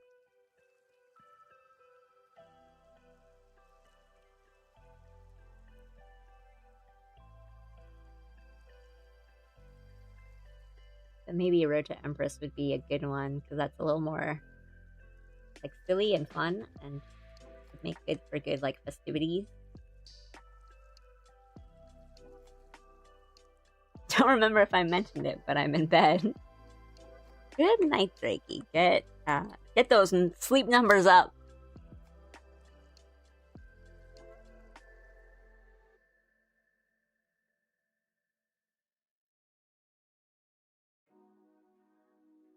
I hope she survives a few more chapters at least.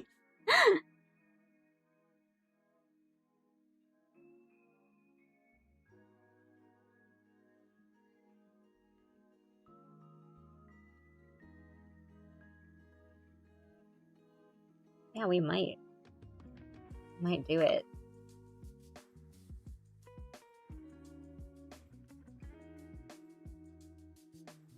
Surely no one else will think of that idea for Lunar New Year's.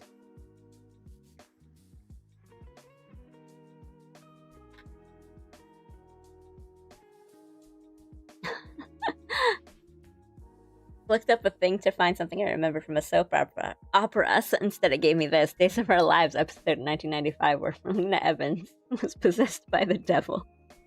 That sounds pretty standard. Pretty standard fare.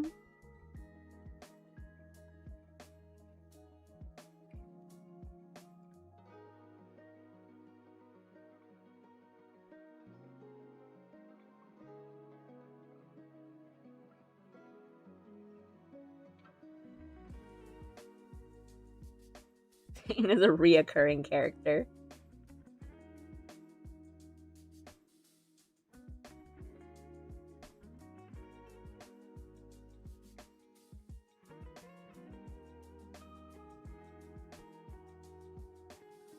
Okay, so we can either do... Hang on.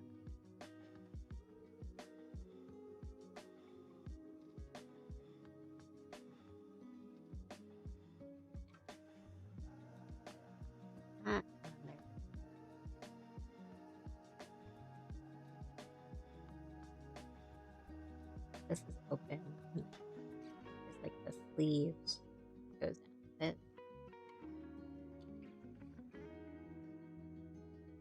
We do be good.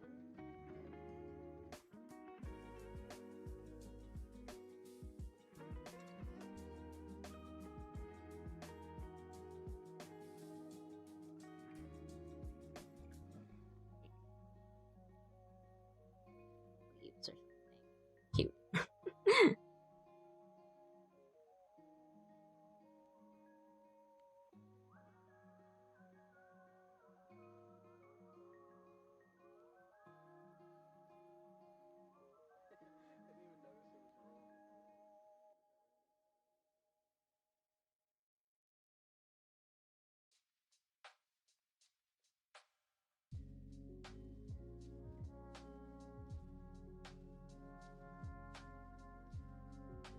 I know what horses look like.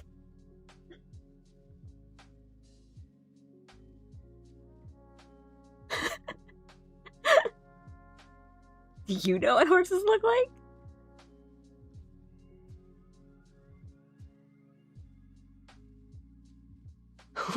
Ooh, amazing.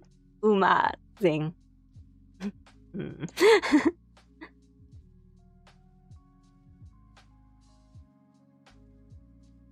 I know what horses look like.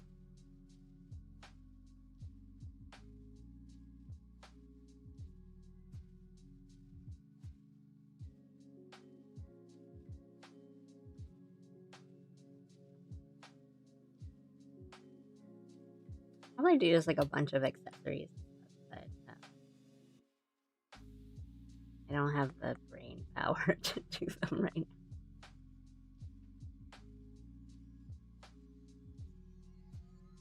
Aunts. Hi, Janet. Aunts.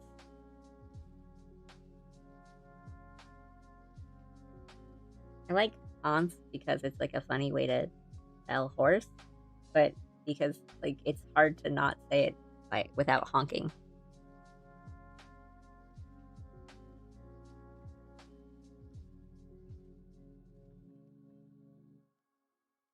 I really did kind of draw a Hans like horse though.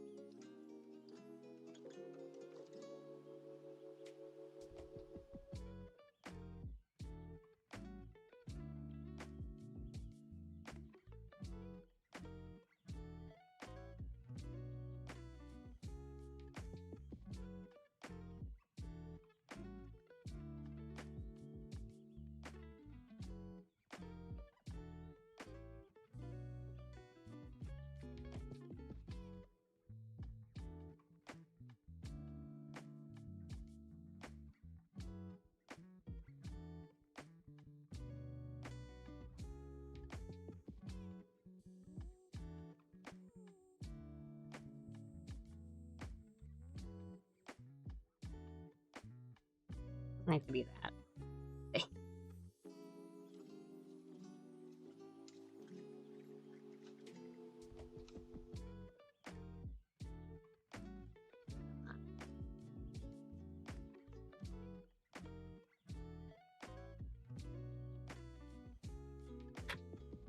My favorite Uma. Trying to find the Korean soap opera sponsored by Subway. Like every major conversation happens in the subway. I know what you're talking about because I've heard of it, but I think was it like Last Week Tonight or like some show did like a parody of it.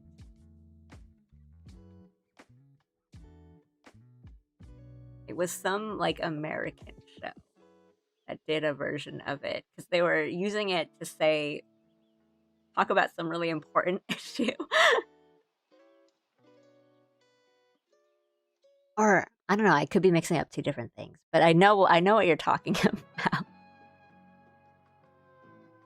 Like they specifically go to Subway. Oh, I think because it was. I think the Last Week. Yeah, the John Oliver one. I think it's.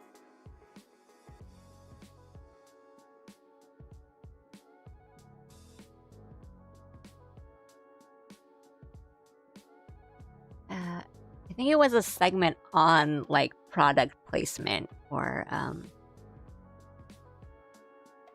something like that, and then they brought up the K-drama that had everything happen in a Subway, a Subway restaurant.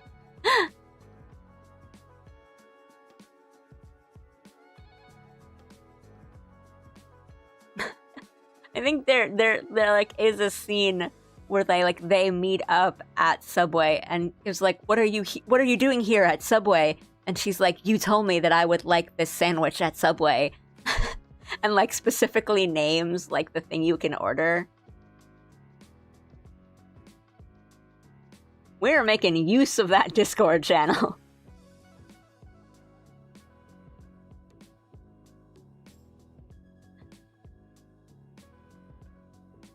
Hi, Manson. I can only watch a few of those at once because they build up too much righteous indignation about the context being discussed.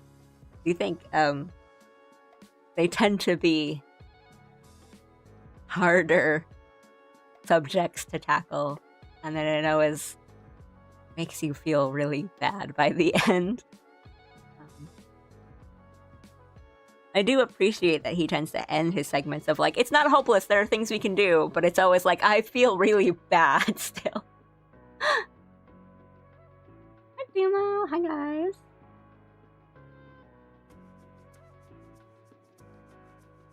It is crazy once you realize. I think I used to never really pay attention to product placement kind of stuff before. I was just like, yeah, of course it's gonna be there, and they're gonna have like the Coca-Cola ads in the background, but like I think once you start really paying attention to it, or in a certain show, it can be really obvious. You end the video like, yep. There's certain like dramas and shows where it's like,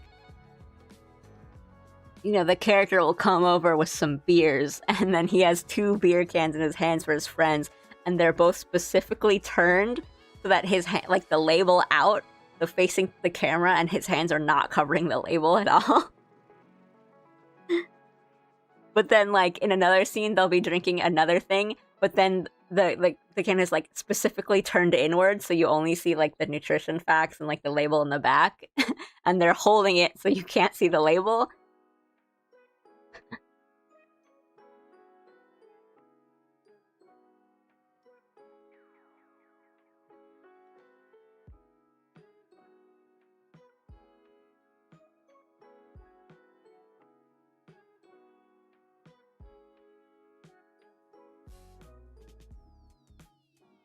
Meanwhile, my parents email me ads they like. Well, I think you know how in like older rom-coms and stuff, like someone would always be working in like an advertising agency, like that used to be like a really like fancy and luxurious cool job. I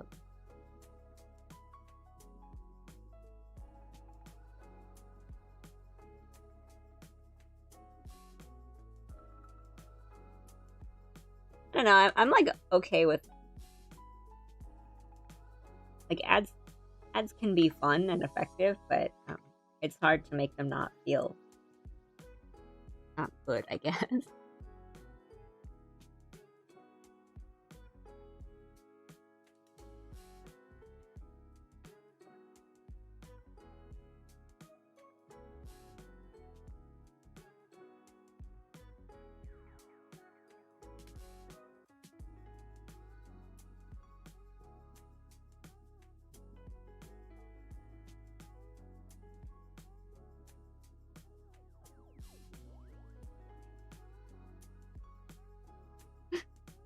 Product placement.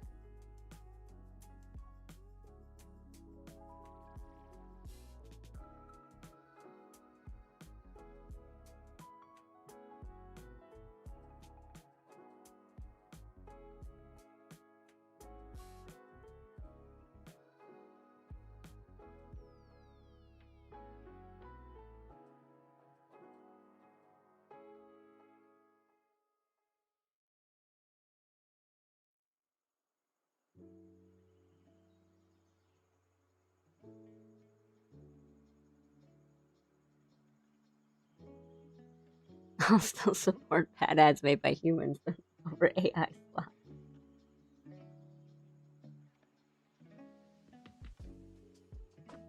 I last time I was in the States, I did at our hotel. I did keep the TV on while we were getting ready and doing stuff, and I was surprised at how many ads, like commercials, were just like essentially like TikTok ad like reels of, you know, one half like brain rot kind of things of like one half of the screen would just be like someone on their phone like using the website that's being advertised, and then the other side of the screen was just like text explaining what was happening of like, I use this site to like sell my thing, like my used, you know, like I use this marketplace and or like I use this website to buy the things I need. And I was like, oh, that's not even like effort.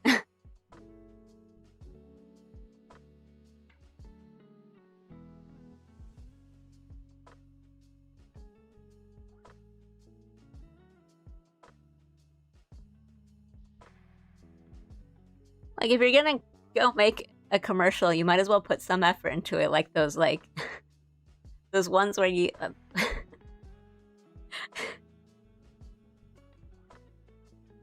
the ones where you need like cash now and they have a whole little song and you can't stop thinking about the song and there's the singing on the bus or whatever. Or what, like was it Education Connection? One that has like an online school, but they have a little rap to it. Head On, I was like aggressive. They just kind of yelled at you what it did, and you're like, well, I wonder if it works. I missed the heyday of the early 2000s ads. Like, what's up? Those were the best. I mean, it felt like they cared, like they tried, you know? Like they wanted a campaign, like an advertising campaign.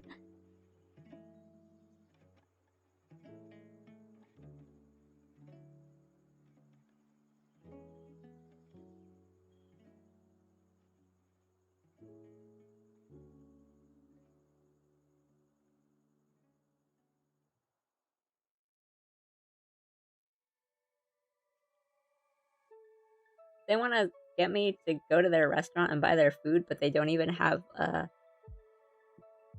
like Chili's baby back ribs style soulful song for me to not stop thinking about.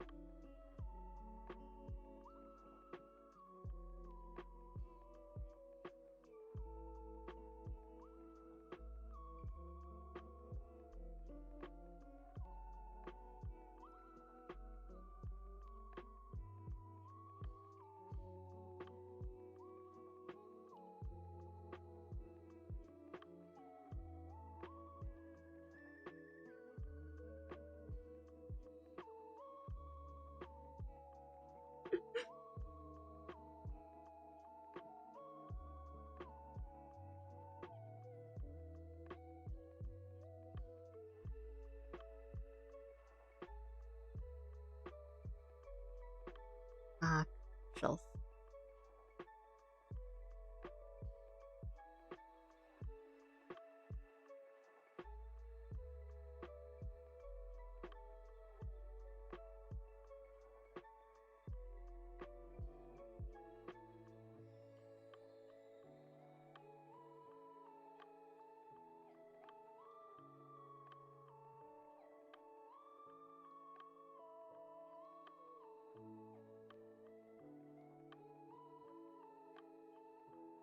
Do like a bit of the arm, and then I think I'll probably just try to sketch something else.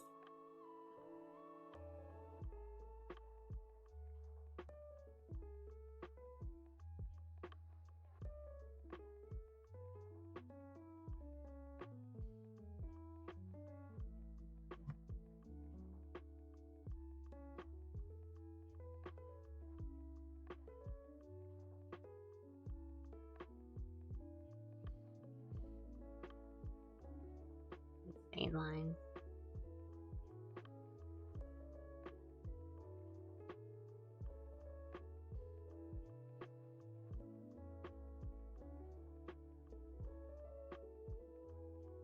Not particularly good. We'll make do. I love the horse and the fan. It's so cute. Thank you. I just kind of did it in seconds because I guess we wanted a horse, but I was also like, I don't actually know. No, I know what horses look like, but do I know how to draw one? No. And then we'll probably need to like edit it so it kind of goes along with the paper, or I mean the texture, the movement of the fan. I tried to draw this little Pekingese or Shih Tzu or something. Hang on.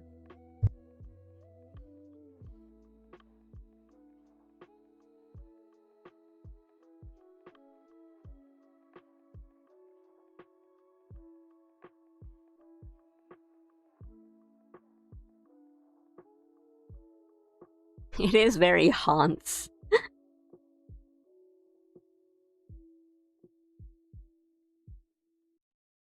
Hans is like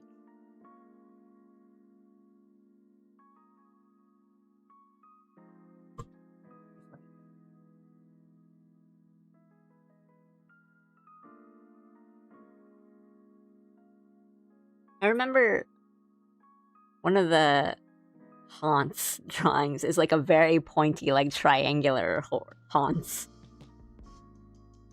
Something like that.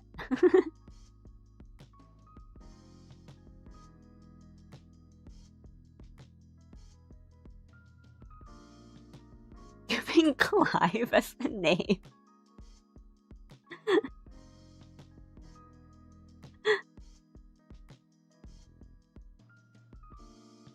Clive.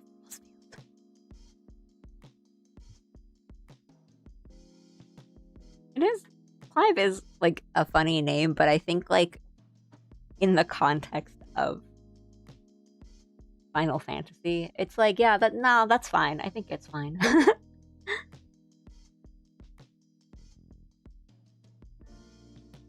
I'm like more ready to accept Clive as a name for a protagonist than I am like Lightning, so shrug. There are also characters in 16 whose names are literally like Tyler.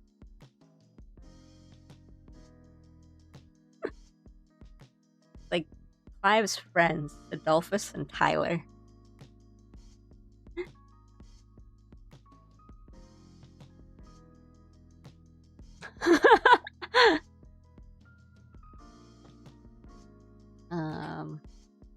Ooh. Something. Or gore. What's going on here? I got an ugly new emote. What?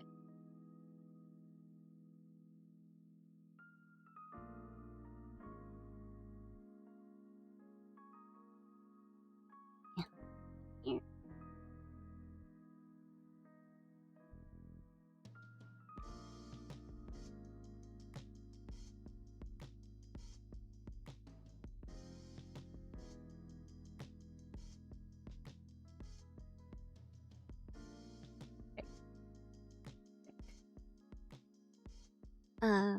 Give me a second.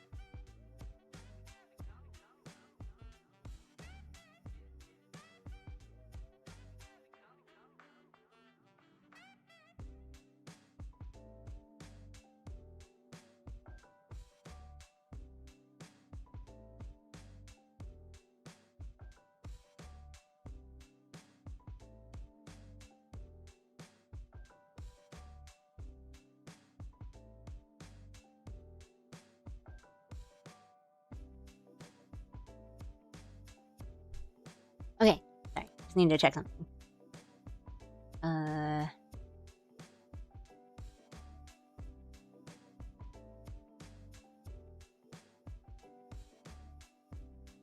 Can do.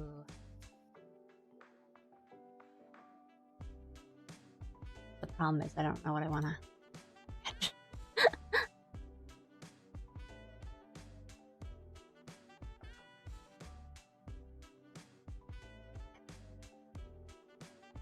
My favorite, good taste, my man. I'll scroll out. Wasn't really sure on how I want to do the actual design of the clothes.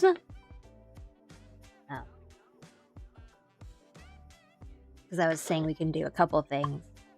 You know, we can do this sort of thing. Like the one where it's 2 parts.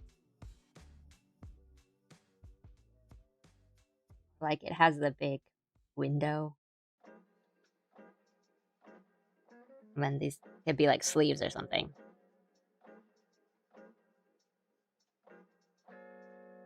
Because that's pretty cute. But I kind of like the heart cut out. Maybe I'll be...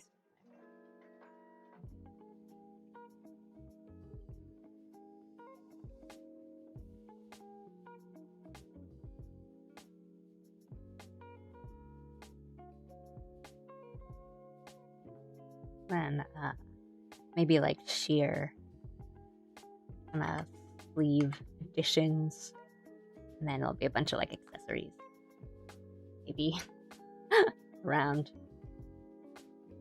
Thank you. And then hair accessories and whatnot. Well, these are gonna be covers, and then like a little dog.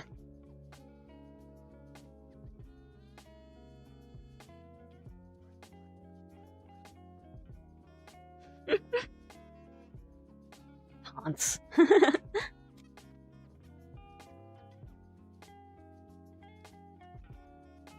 I'm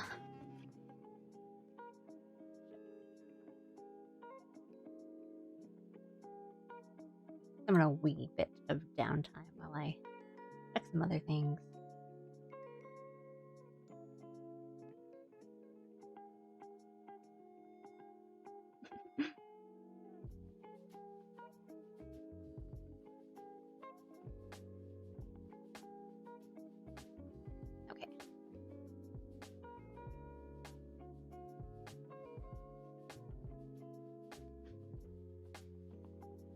Still horse related, I guess.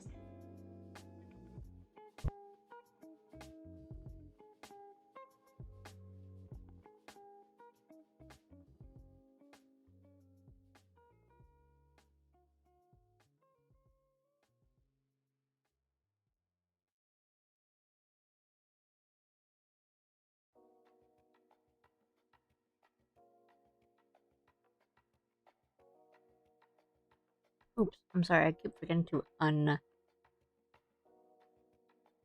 my mic. I eat something and not make all the crunching noises.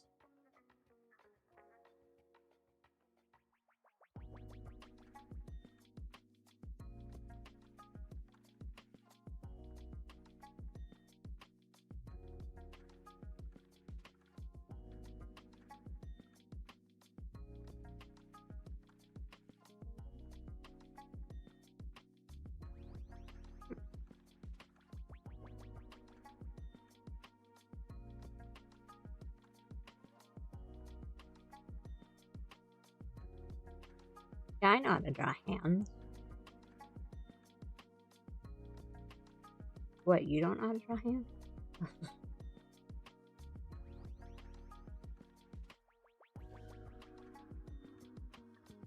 Good enough.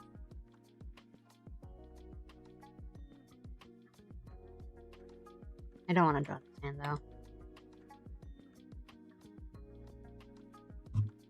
Also, like, way too low, I think.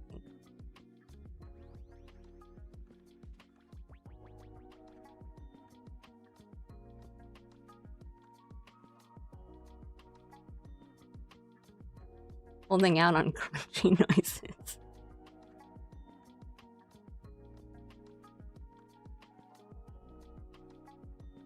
That Allie emote sure is getting mileage. Mittens, everyone I draw lives in Canada. And everyone's got like the long bang that covers one eye, and then it doesn't even matter because they always hold their hands behind their backs. And if they don't have the long bang covering one eye, they're winking. Everyone faces the same direction.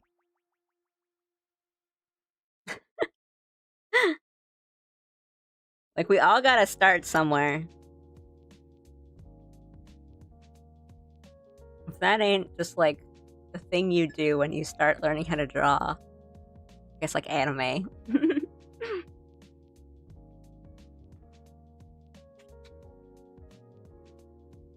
Liz.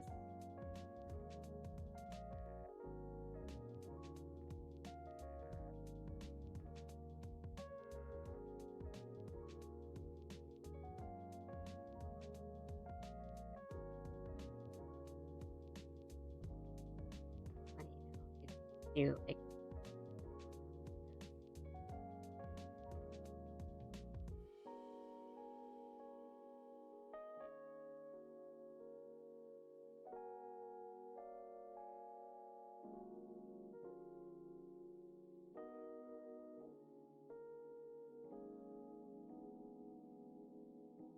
gotta have hands behind the back.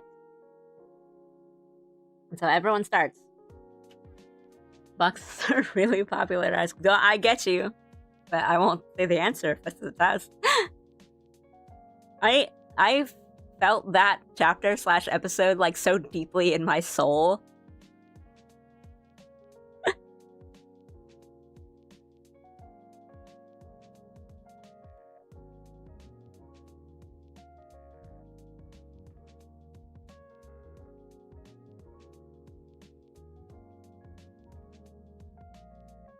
It's a test, Hidaka.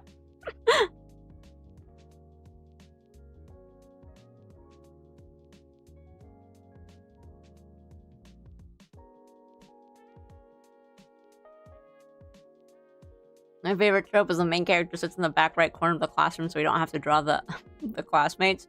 If you've ever had to draw a scene where you had to draw all the other classmates in the desks and all the other chairs, you understand why.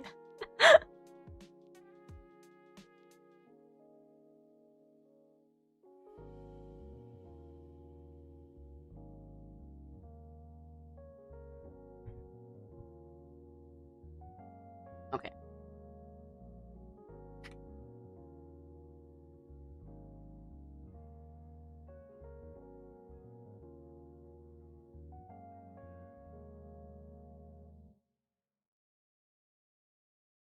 I want to draw something, but I don't really know what. So.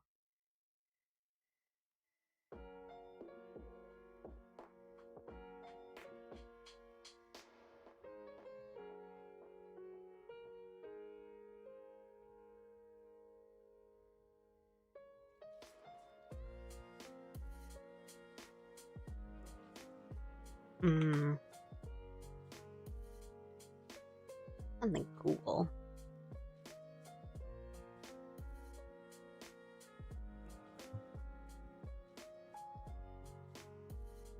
Jeez, Daka, I'm trying to gatekeep here.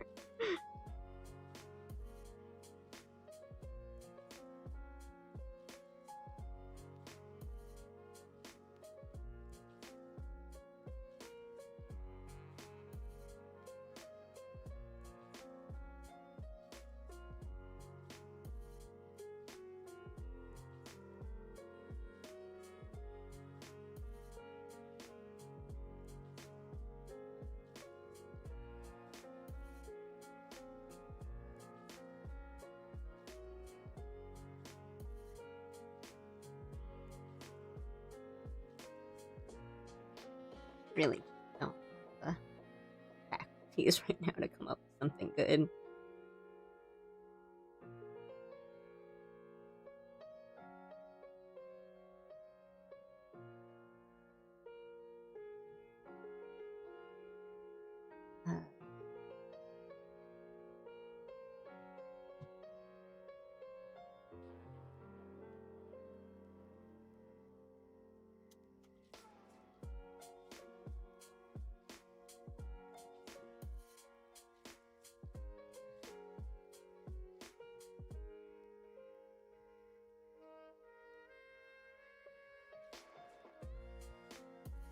Cool.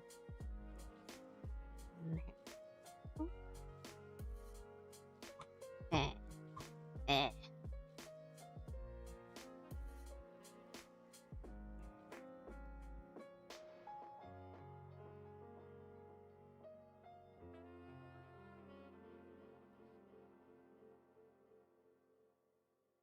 Yeah.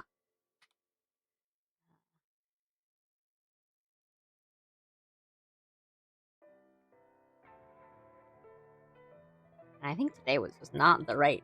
Well, I don't know. Maybe it was like the good day to do an art stream because also mostly me, so easy. But it really is.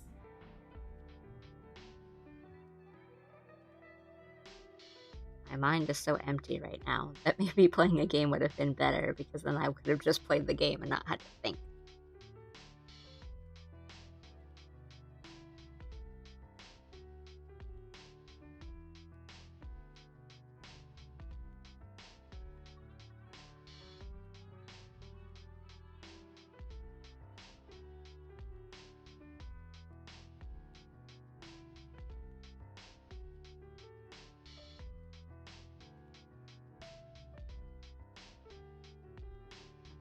Not broad enough.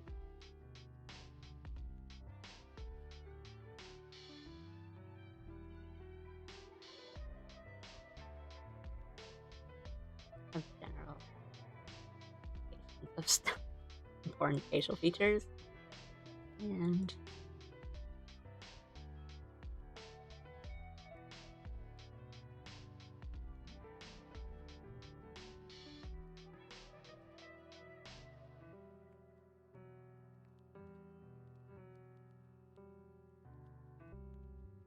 general shape like head.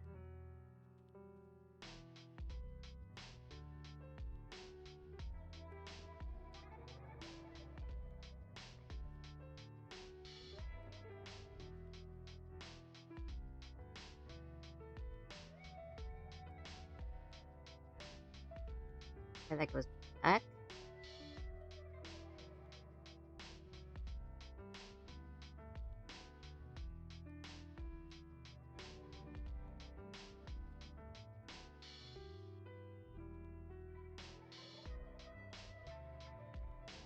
And then maybe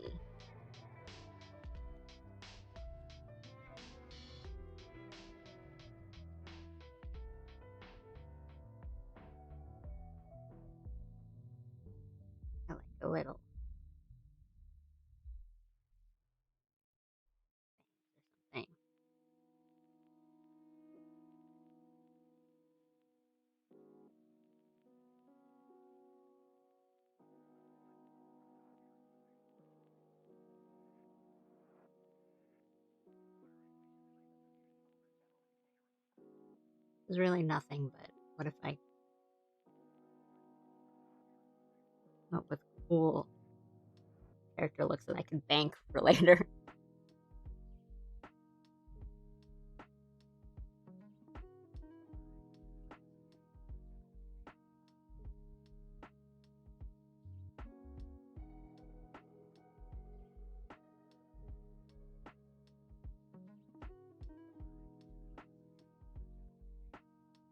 Maybe that.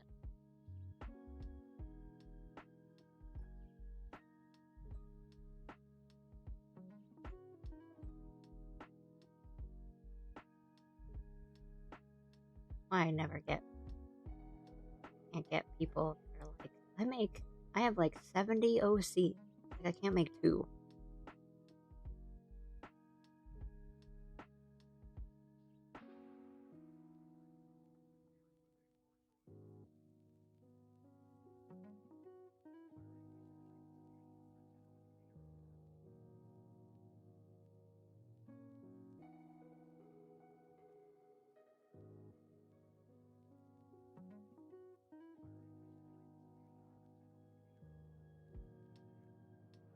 Little.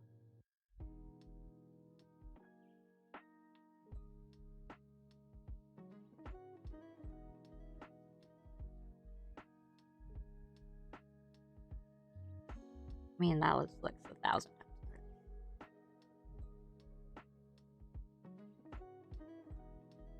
This is also not.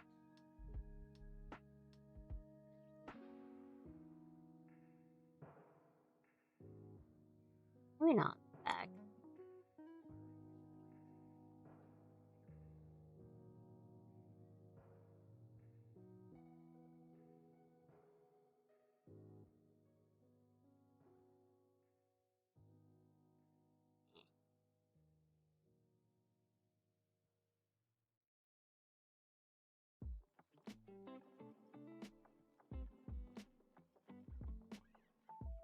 I guess I should have said I don't know what anime it is either. I'll just give the answer. Say reference to Nozaki-kun. Gekkan Shoujo Nozaki-kun. There's a part, I don't like this anyway, where, well, first of all, Nozaki-kun is like a really, really, really, really good series. And it's about a guy who, I really super recommend it. It's very funny and it's very sweet. There's a bunch of characters, but the main character is this really like tall, cool, stoic looking guy. And there's a girl, the heroine, who has a crush on him. And turns out that this guy is actually a pretty popular shoujo manga artist.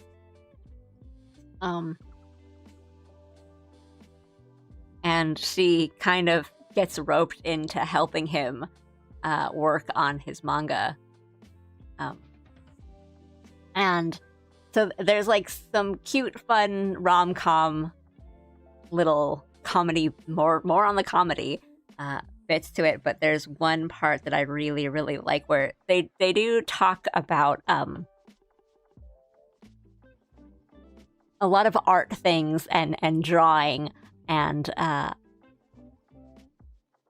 the main character kind of does like all the character art, and he has a friend who's like is his assistant who draws the backgrounds and stuff for him, for example, and like someone who does the screen tones and things like that. So he's got like all these little like assistants who are his friends, and then one day the people who don't do the backgrounds are like, hey, we are so trash at drawing backgrounds, like we should try, like surely that like the two of us can come together and make one good background.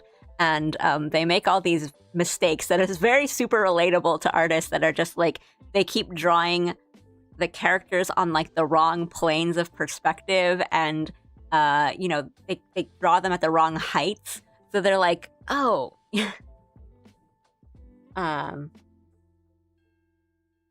you know, like they'll have a panel that's like this,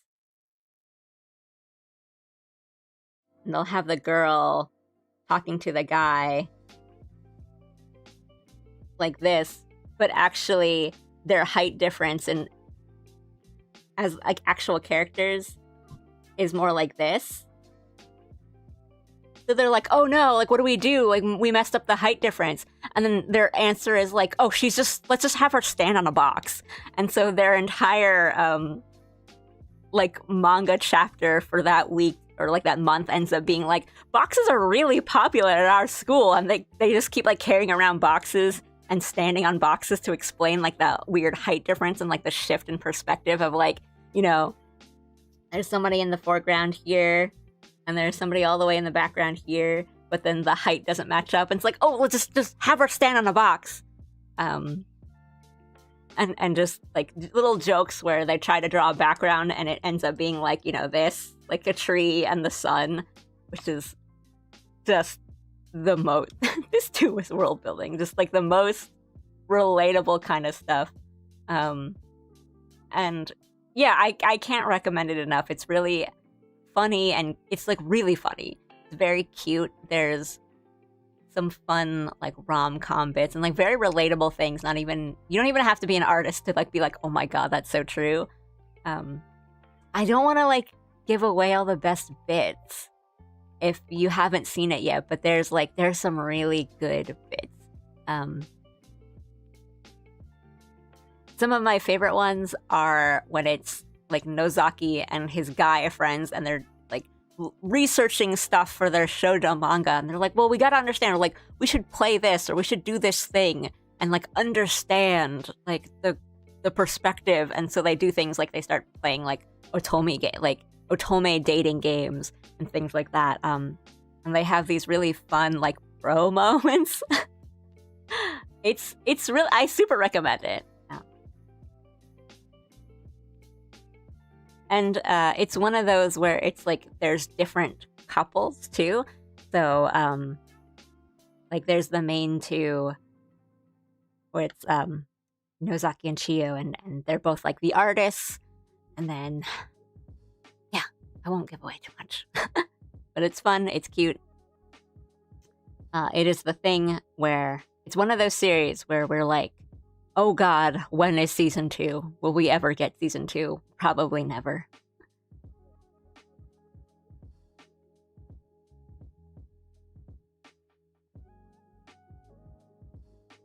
It is pretty peak. There is, I'll say one more.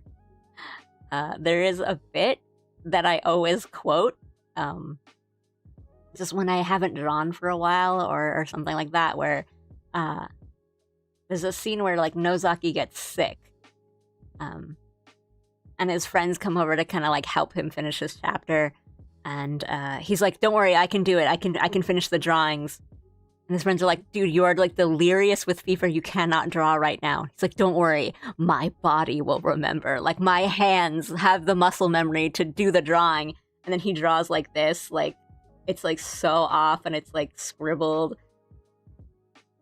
And he's like, guys, look, I can do it. And I quote that all the time of just like, no, I can do it, my body remembers. It's really good stuff. I don't know what to do now. It's like the guy drawing a self-portrait at different stages of dementia. Those things are really kind of haunting. I've seen a few, like the self-portraits at different stages in your life. They're so haunting, man. They're also like a little like beautiful in the way that you're just like, this is saying something, but you're kind of scared of what it's gonna say. But if you guys want more anime recommendations,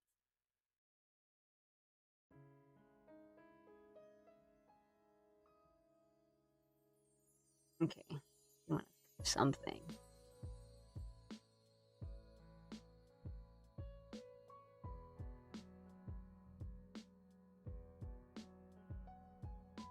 could stream. On this cool note, I've finished my work and I will now eat. You didn't finish yet? That's not me calling you out of like, oh, you've been taking your time, but you said that you were doing like a night shift. Well, actually, I don't know. It could be, I don't know what time it is or what you've been working on, but like, I guess. I assumed that you were done when you said that you were working like a night shift. I didn't think that you were still doing it. But oh my goodness, go get some sleep.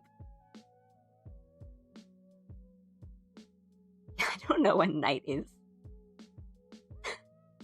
When it's always night, you're always doing the night shift. Counting on you for cool ASMR, but okay, well I can't end stream now. I have to go be sleepy and cool, I guess.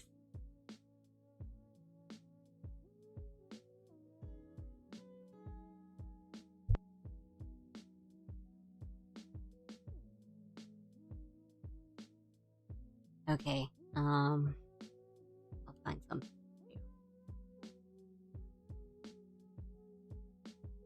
do. It work on.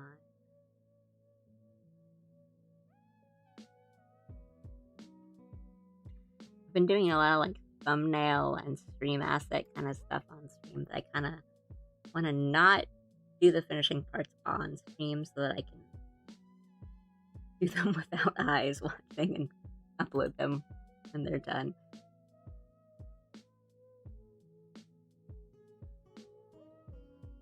But, oh, Aka, yes.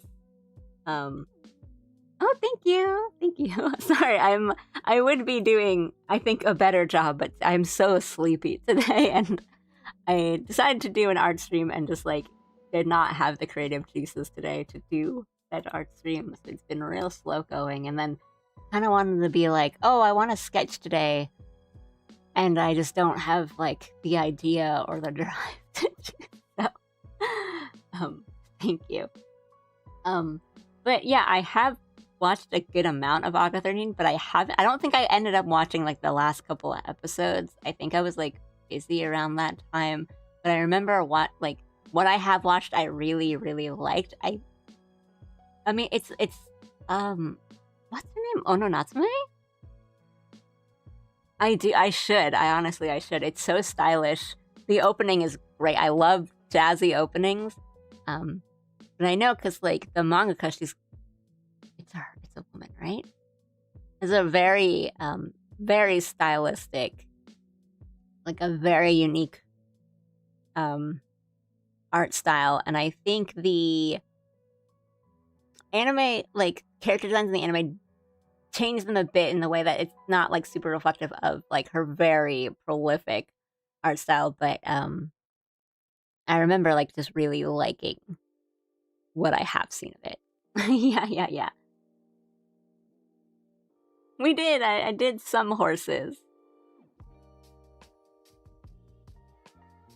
Flip flappers mentioned from across the screen? I should got a list.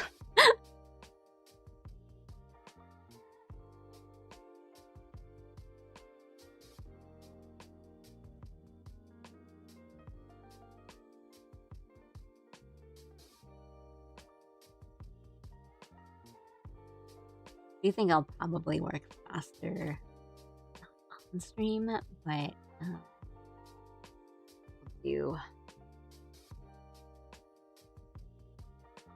I have one spot and a emote.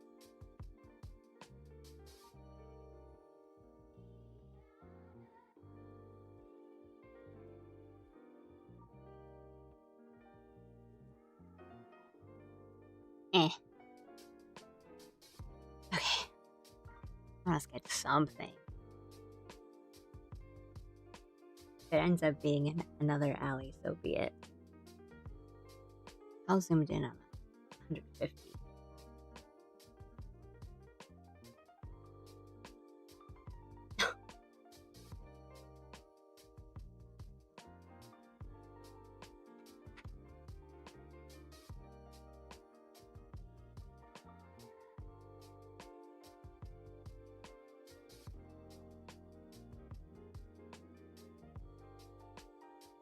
This is some sort of digital circus has-been hotel thing.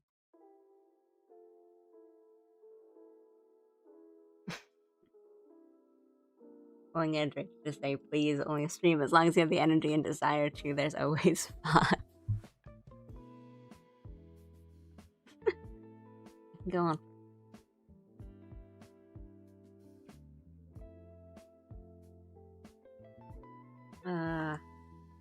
More that I don't really know what to do.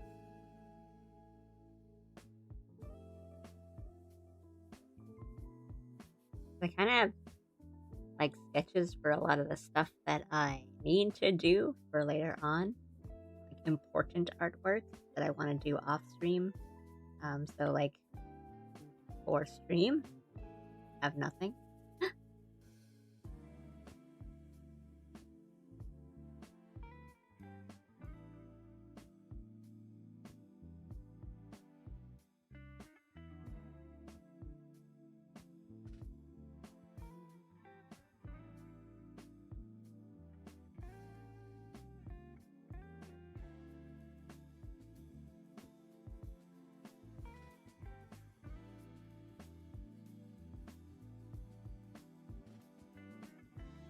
I've been doing some other creative stuff off stream. I'm trying to crochet a scarf.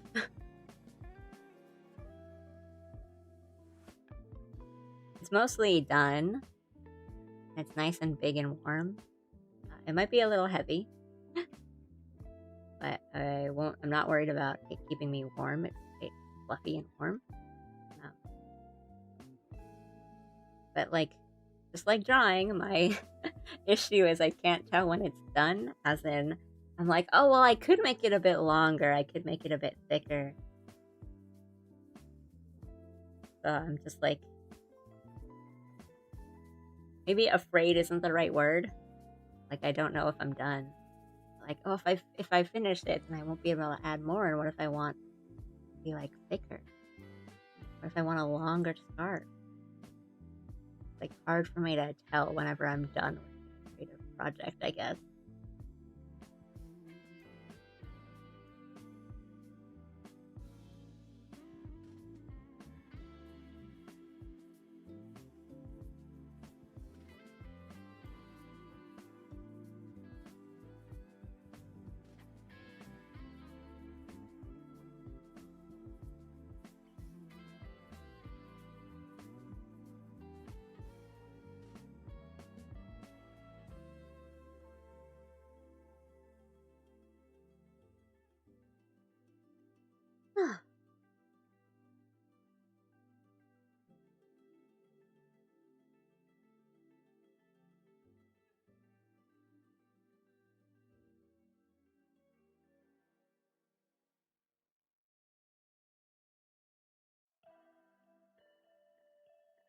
Yeah, Allie is a lot of memory, so that's good. Point where my own character is easy to draw for me. I think I can do a lot more like variations on it since there's enough like reference material for myself to work off of.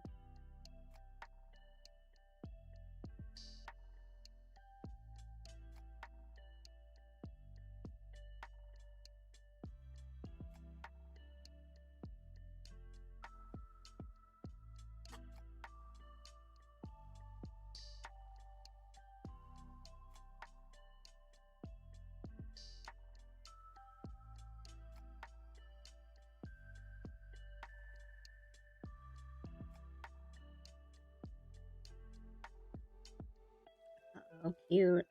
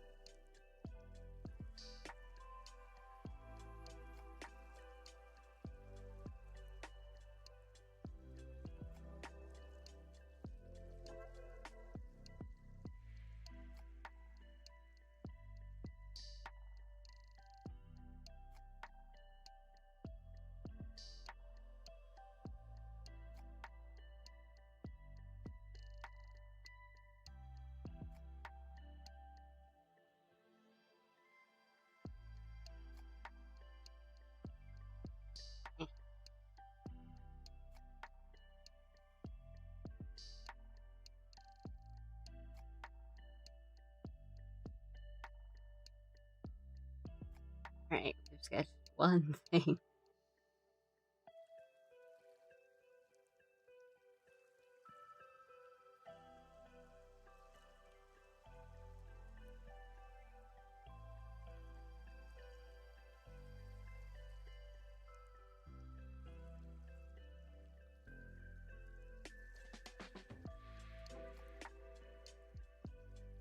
There's something cool.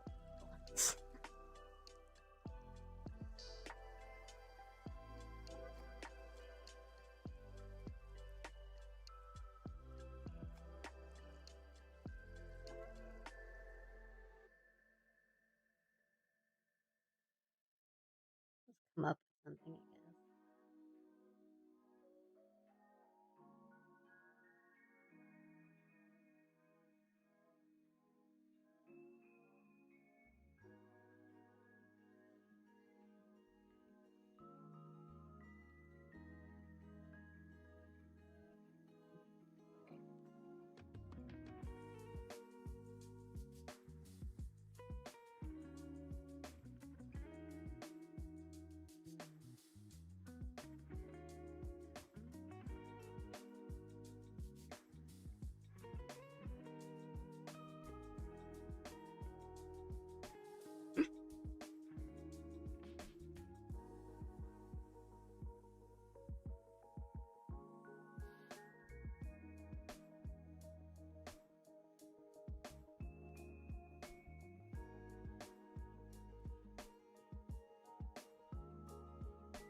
What am I drawing? I don't really.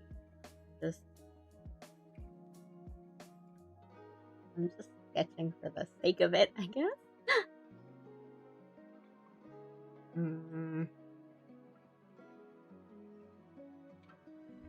I don't really want to end right away, but I kind of don't have thing to do. And by that I mean I have things to do, but I would rather, like, the stuff that's on my list that I need to finish, would want to work on art-wise, are things that I have decided to do off stream, just so that I can, like, concentrate on them.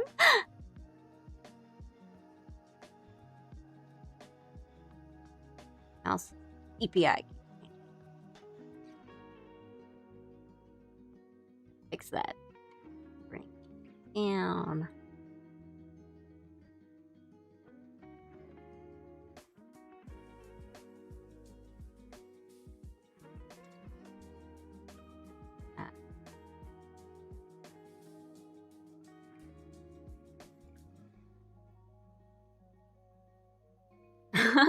No, it's super easy to stay on task with us here. Yep.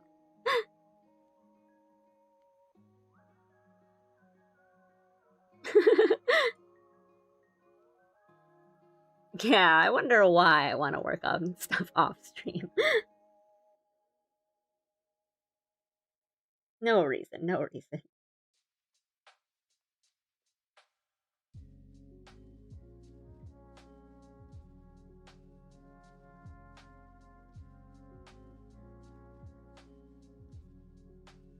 Or, well, sometimes it's not necessarily, like, that bad of, you know, it's like a distraction thing. Because that's why I like to do sketching on stream, because I can be kind of, like, loose with it. And I don't need to be, like, that serious and, like, too focused.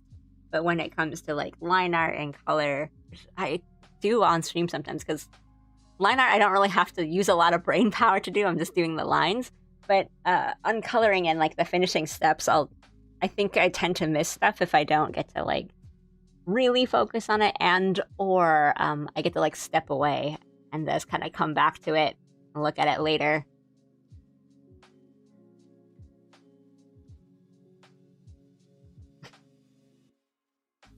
Three of my duvet covers tore at the seam, all in the same rough spot. It's so annoying. That sounds awful. Is it? How bad is it? Like, can you just, like, sew it back up? Yeah, I was gonna say, like, Because A, either you can still use that fabric, or B, you can just maybe like patch it up. If it's just like a tear at the seam, I think you can salvage that for sure. I think. Well, I don't know. I don't know how bad it is. And if it's just a seam tear, I think that's fixable. But if it's like just like, you know, cats clawing at it full ripped up. Oh, well then it's a good excuse to get a new one.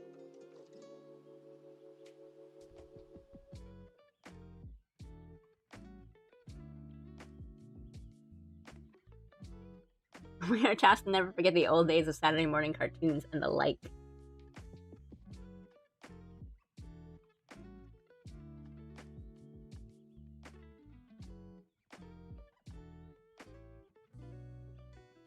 Do they do Saturday morning, like, something at least like a Saturday morning cartoon block anymore? I guess it doesn't matter if, kids can just put on YouTube and, like, parents can just put on something on, like, Netflix for kids to watch or something. It doesn't really matter, programming-wise.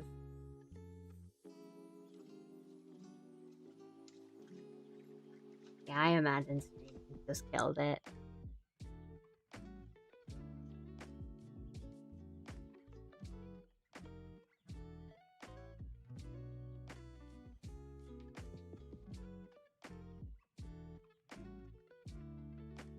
I know it's a thing. Just from what I've heard from people that I know that have kids, or like our teachers, or like caregiver type jobs and roles, because of like YouTube shorts and reels and TikTok kind of like format stuff. It's a thing of trying to get kids, like younger kids, to watch more long form stuff, or like, oh, you know, you can watch something on TV or you can watch something on the iPad, but it has to be like, you know, 30 minutes or something. Like, you can't just scroll through reels, like short attention span stuff. But then, you know, shows like Bluey and stuff are like 7 minutes long, and I think that is more like attention retaining.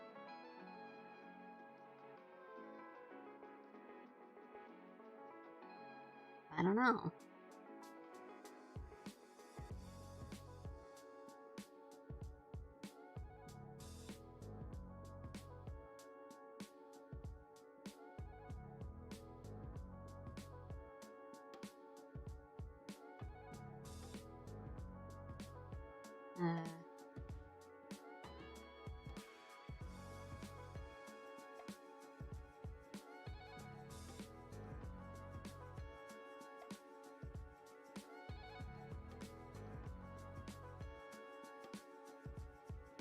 I remember I was with family, and like the daughter wasn't even that young, like a niece or someone in extended family. Like their parent was like, okay, like you can watch something, but it's got to be like long. Like it can't be like shorts or TikTok stuff. And they're like, oh, okay, but then they asked to watch this thing that was essentially like a show that was like a clip show of like, they just showed like viral videos on the show, and she's like, that doesn't count. Having to watch whatever is on TV at the time instead of whatever you want is also an exercise in patience and planning, but also opening your mind to different media. Right, like,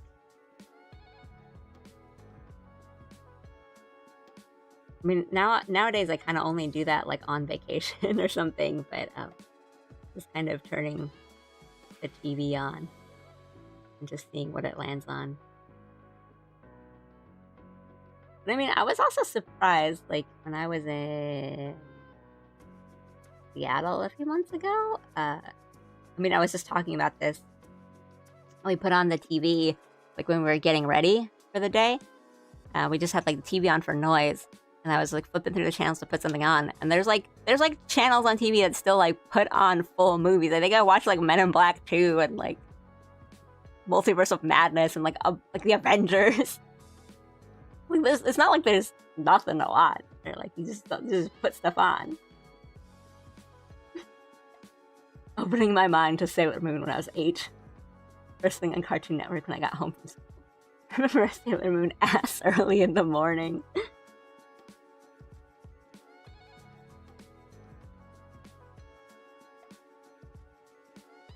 I don't know.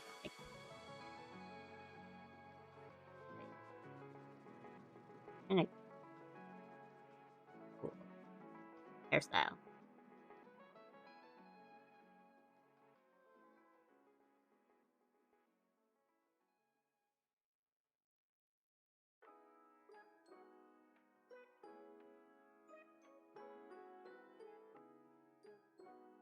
Maybe. Maybe not. Okay.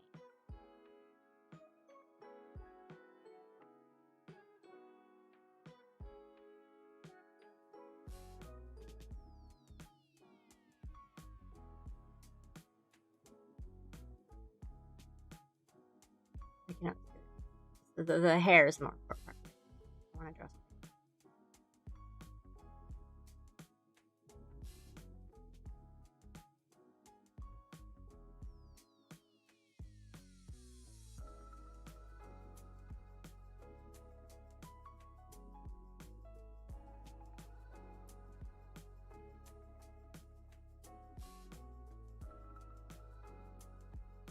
But then, right, it's like you had something that was on at like 5, so you had like 2 hours to do something until that thing came on.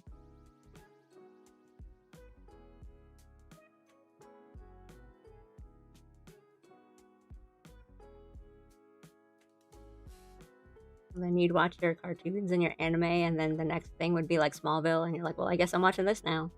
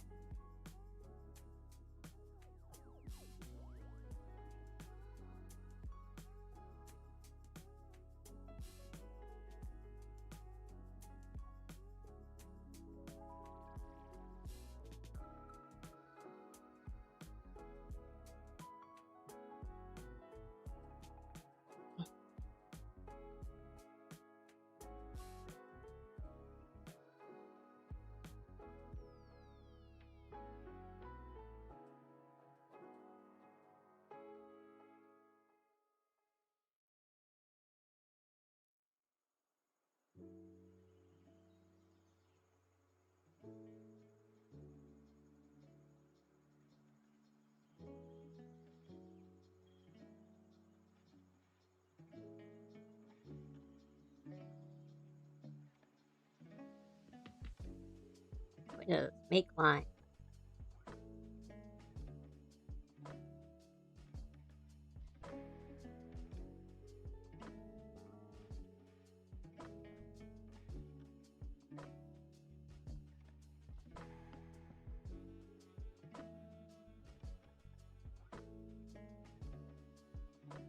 We can do like full forehead.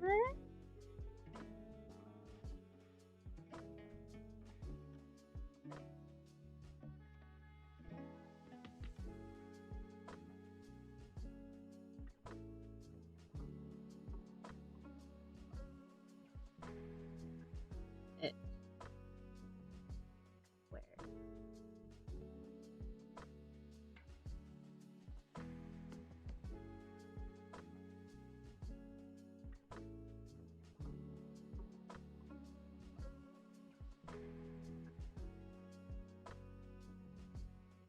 And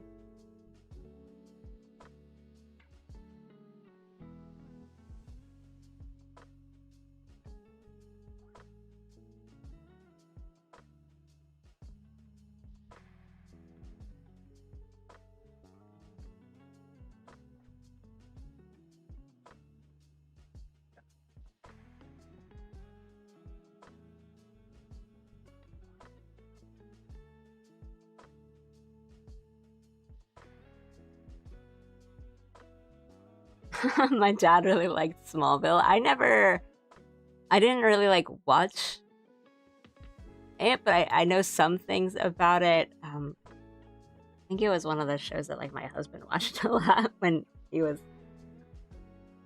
younger. That I ended up he had like told me a bunch of stuff from it because I really liked the new Superman movie, and he's like, "Then you would probably like Smallville." I think. And, like, they do some interesting things with some of the characters in Smallville.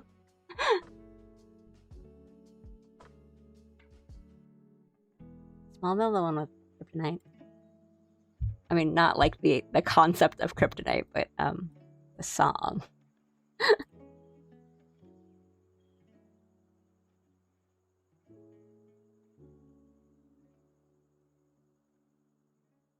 Me.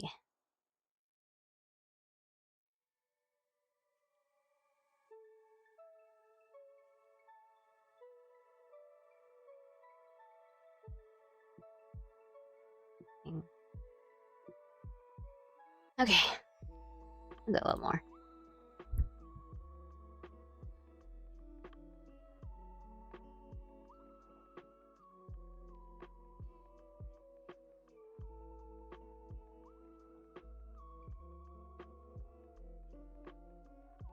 They're just Banks character design.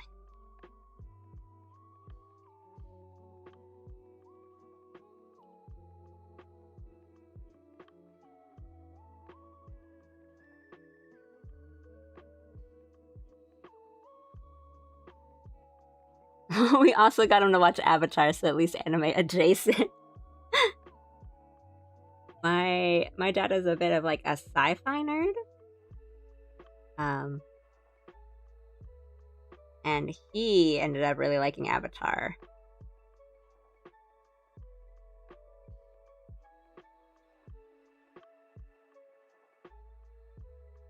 And like my dad didn't really watch a lot of like anime, I guess. My dad is a Trekkie. I think my dad wasn't a Trekkie. But he liked a lot of like movies and sci-fi kind of stuff. Like I think we have like we have like several copies of The Fifth Element on like various formats. So yeah, he wasn't like super into, I guess, like anime, but was the one that introduced me to anime when I was a youngin' and like with like Sailor Moon. But you know, he likes the anime in the way that's like Ghost in the Shell, which like good taste, honestly. Ghost in the Shell is so good. But I mean that kind of stuff.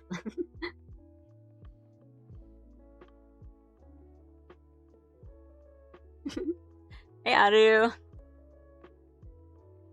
Would have liked to be at the start of an art stream, but alas, I didn't really do much today. I was really tired. So it was slow going, and all I really did was do the slowest line art ever on the New Year's thing, and it's mostly just been talking about nostalgic, like 2000 stuff. I do what you do. But yeah, no worries. And then now I'm just kind of continuing because I do want to sketch something, and also I'm trying to help people go to sleep. As I have been requested of ASMR vibes. Here to help people sleep. But I hope you had a good practice.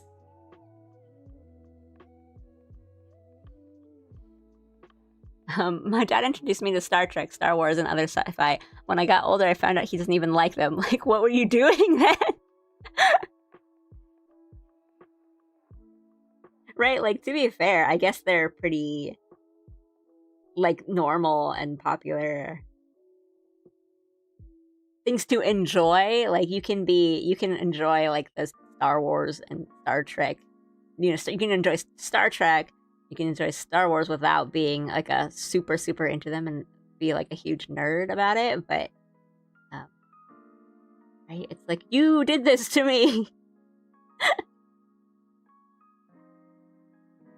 I only have like this one microphone. I barely even have it in front of me. The conversation is far too interesting to sleep to. Sorry. Every day I have practice, I get beat up so bad.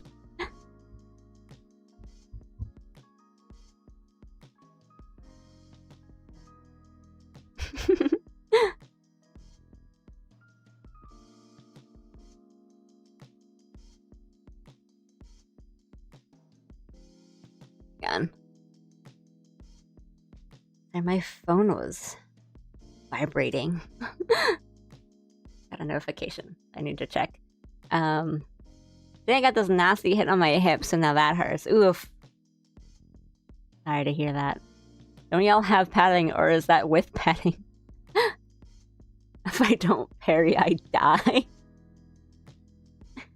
ASMR mics do sound really expensive.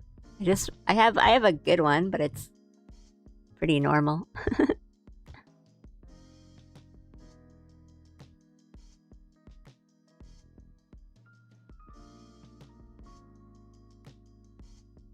They hit extra hard.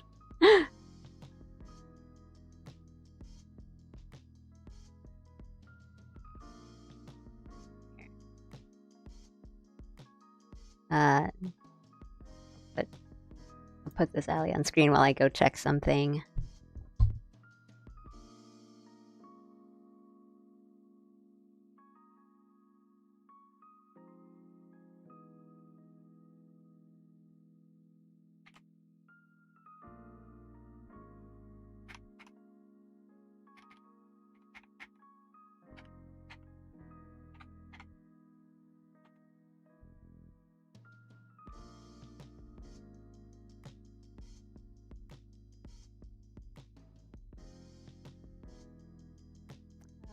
Give me a second, guys. Sorry.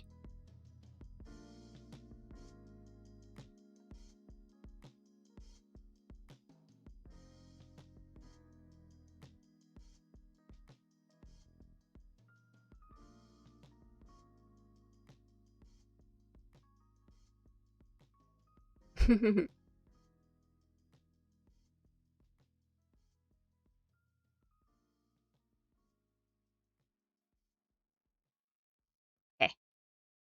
Sorry about that. I got a phone call, and so I searched the number. And it was some people were arguing about whether or not it's a scam, but it's ultimately like one of those calls. It's like they call you and say it's like this, and they're doing research, but then they ask you to check this out, then it starts sounding like a scam, and I couldn't, it might not be, but they should be aware of that sound. It sounds like a scam. So. At a tournament in like a month, so I think they're just trying to drill me extra hard. But can you do the tournament if you're all like beaten up?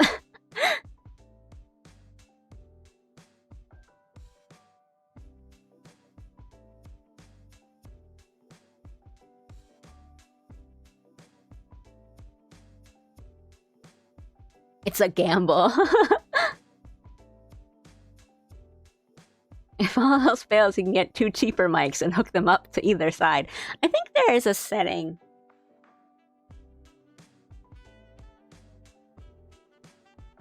Let me check.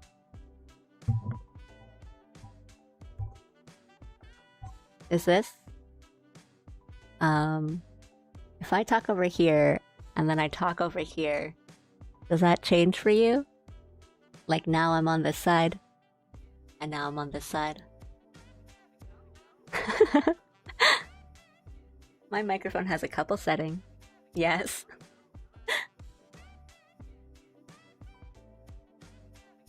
Oh goodness gracious, it's like she's right next to me. ASMR Alley? I don't know how to do ASMR stuff, and my mic is on like a arm, like an arm thing, so it's not quite like right in front of me. It's like to the side, and it's kind of difficult for me to get it to the front without me trying to get out of there to finagle it. There's this one ASMR streamer that literally just reads novels, and it's nice. What if it's from over here? Yeah, because I think it would be a little annoying if I was always on, you know, one side or the other.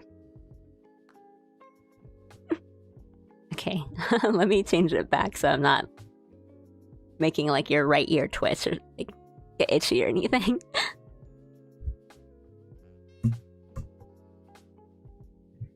Okay, I think it should be back to normal. But I do have different settings on it, so I don't know, maybe we'll do an ASMR thing. For the first time ever, ASMR does not cause me physical pain. That's a victory!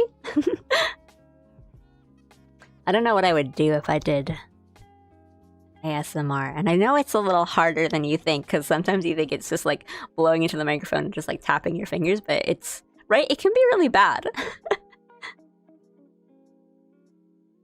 I would probably just read something, but I think I'm not that good at reading and enunciating and stuff. Sorry. I finally started playing Apollo Justice. Trucy is so cute. Trucy is so cute. I enjoy Apollo Justice quite a lot. As an ASMR listener, funny enough, I think it was kind of weirder sounding when you were more centered. Oh, okay. Well, I guess if it's like the setting that kind of goes, you know, changes left and right, and if it's being centered, then it's weird. Okay. I'll keep that in mind in case I ever do. The only kind of like ASMR stuff I put on to try to sleep was, I kid you not, like Dark Souls lore videos where it's just someone explaining Dark Souls lore. I'm like falling asleep to the bedtime story of Arturius.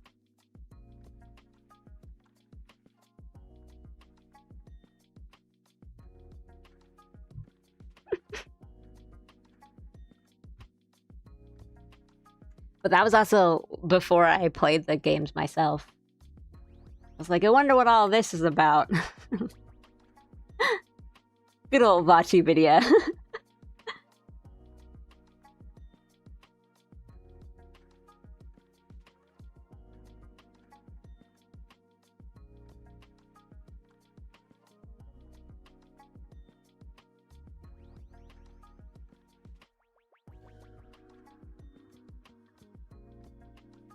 I think my favorite Ace Attorney character ended up being someone in Great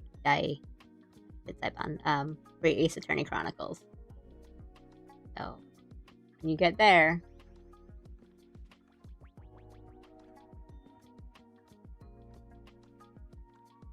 I don't know if I would be good at like ASMR. I think it'd be terrible. I don't think I have the voice for it.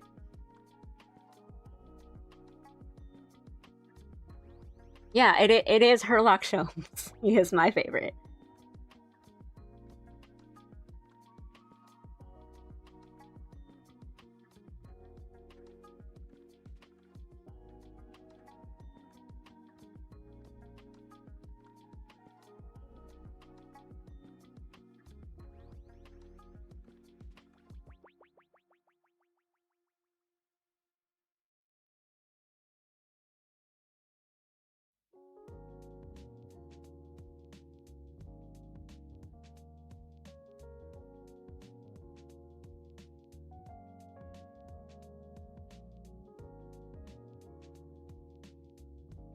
Oopsie.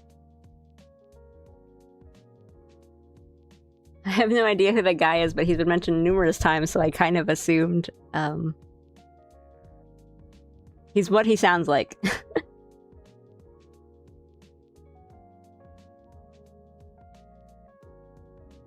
Might also be like my favorite adaptation, like version of Sherlock. I think they get him really right. Or like the kind of Sherlock that I really like. They make him very equal parts insufferable, but also kind of brilliant and charismatic.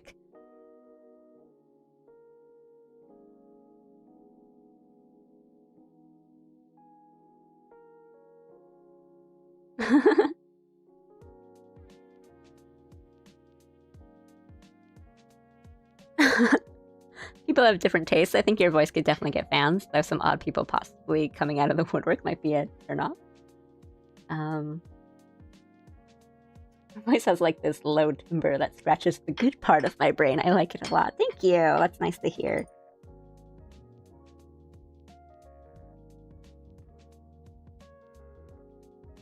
I'm glad you like it. I have no real confidence in it. I mean, I think I'm a good conversation partner. But in the sense of, do I have a nice voice? I don't have much confidence in that. I think I am fun to talk to, but maybe listening is a different thing. You'd be good as long as you don't have the thumbnails of a certain flavor, lol. Well, I have been very careful about that. I think it's been long enough that I can tell you guys this without worrying too much about it. But so when I first started streaming, and I had some friends who have some experience in streaming, were kind of giving me tips, like essentially to like protect myself, or like, oh, here's things that you can do to like not get those kinds of fans to like keep coming or whatever. And they were like, hey, if you're not really there to build a character for yourself, then mention your husband a lot. Here's how you dissuade the disgusting freaks. But they're, it was like, well, people don't really mind, and people actually, they like to hear about like, relationships and people in relationships. They gotta know. You gotta like build that. John Alley. You gotta mention Mr. Alley quickly and often.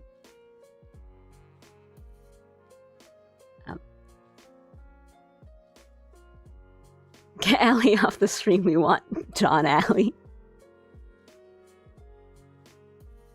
Yeah, right?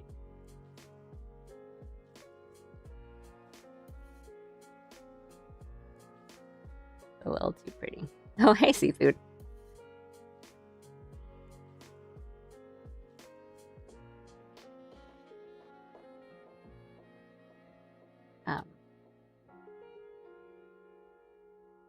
But just going off that, like, yeah, as long as you don't have like very leading thumbnails or do something like girlfriend roleplay ASMR. It's like, you'll be okay. The inevitable is Mr. Alley single. I mean, if you guys like me, you'll like him, so.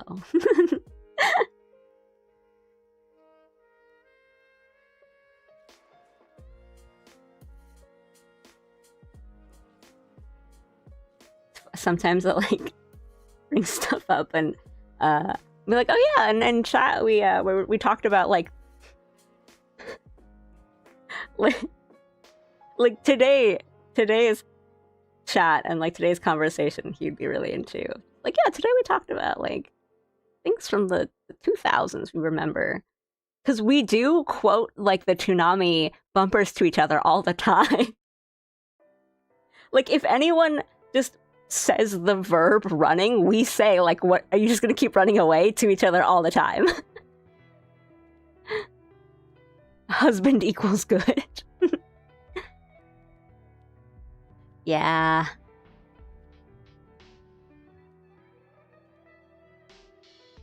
John Alley will fill the role of VTuber mamas. Just keep running away? I'm not running.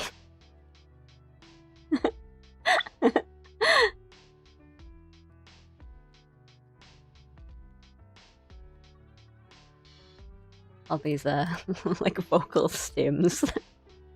The couple vocal stims that we always like quote to each other.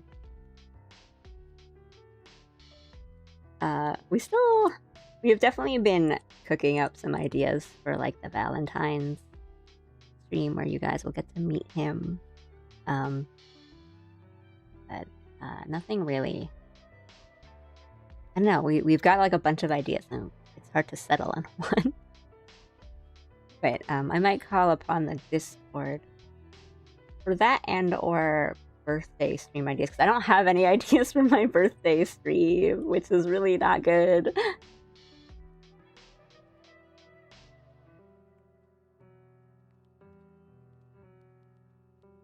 You mentioned your husband too much though, and chat asked, well, is he single? I mean, I think it'll happen.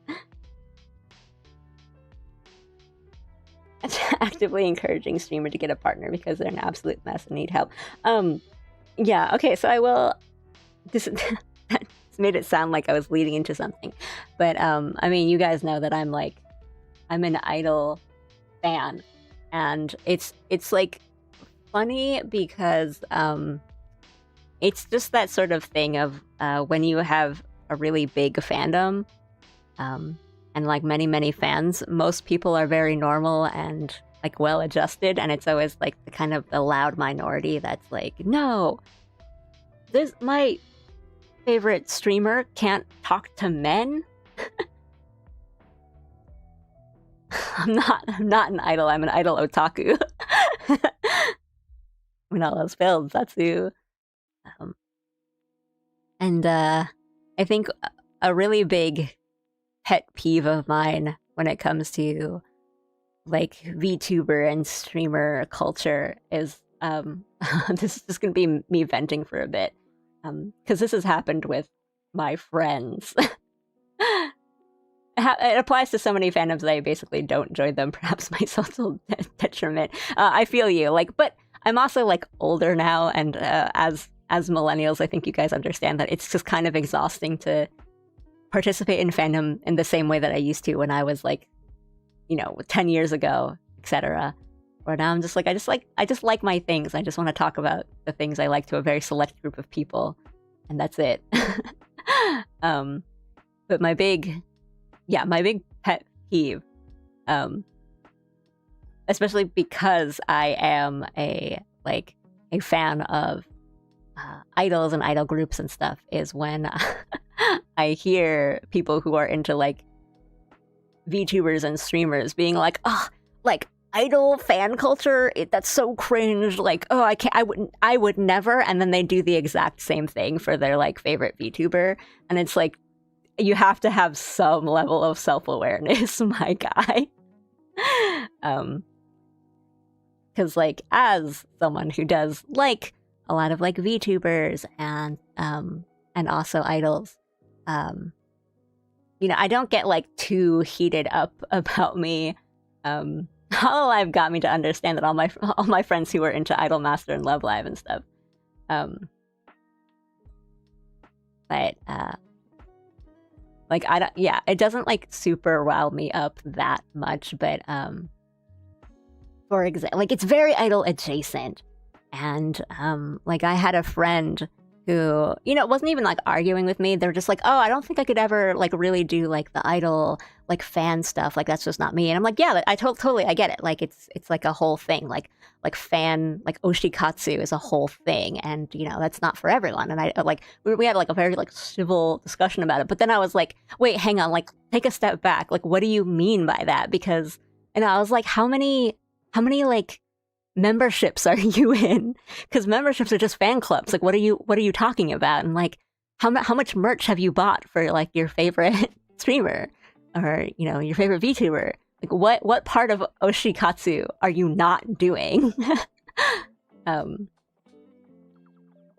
So it's kind of like that thing of just like, oh no, I would never do that, and then does all of that. I'm like, dude, it's so adjacent that I don't know what you think that you're not doing. And it's like, if you think it's just the bad parts, like the crazy, the crazy parts, it's like we don't like, we we don't claim those people either. Like, we know those are the bad fans. Like, every fandom has their bad fans, and we all know they're bad fans. We don't like, it's like we are aware that that's unfortunately like a part of the culture, but like a lot of people look down on it too. I mean, it's the same, like there are people that's the same thing when if you just talk about like VTuber culture and stuff, just like people who are like really parasocial, like really intrusive. It's like we know that's part of the, unfortunately, like that is the bad part of the fandom and the culture, but like it's not like, oh, everyone does that, it's that sort of thing. Like it's like that, like self-aware, that lack of self-awareness that really gets me. I'm just like, what are you talking about?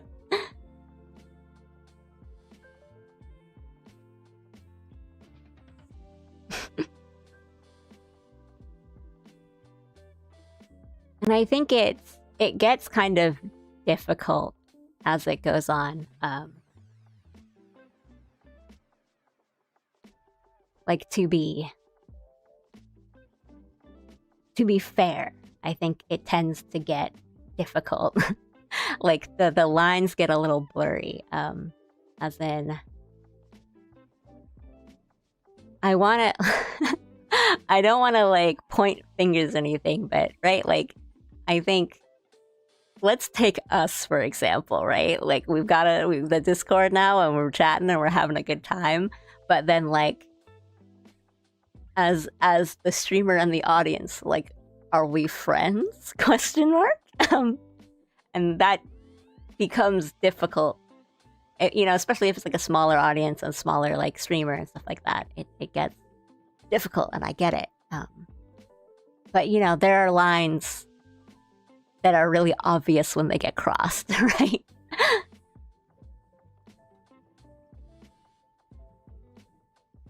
But when you have online friends, like are those your friends, or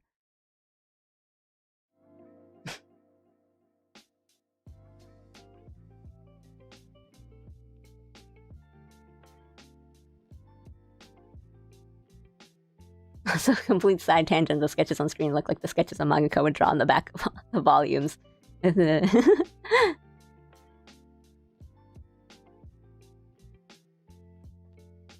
Yeah.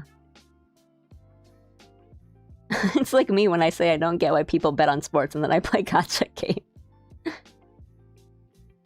Having fun with my idol friends during our karaoke and anime con outings, even if I don't fully understand.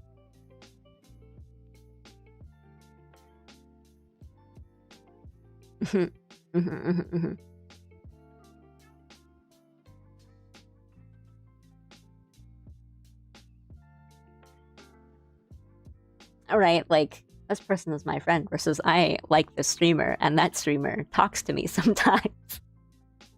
I think it's... yeah.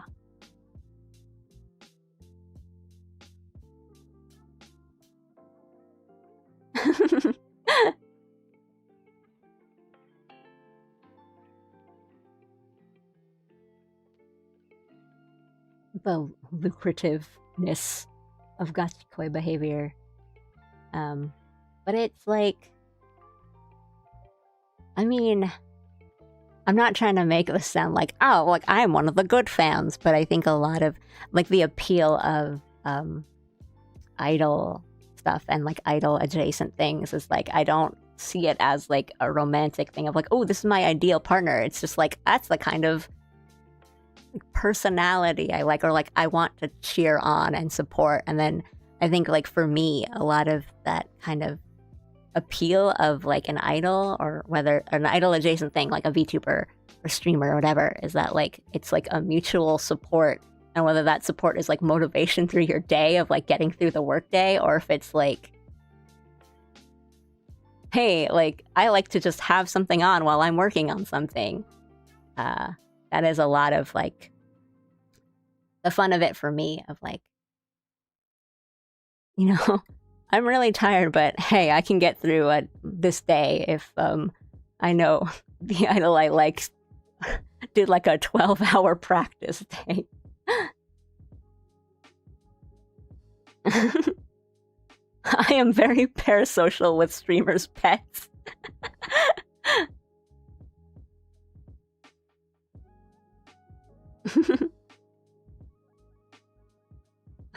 A real what would him of the hero do kind of mentality.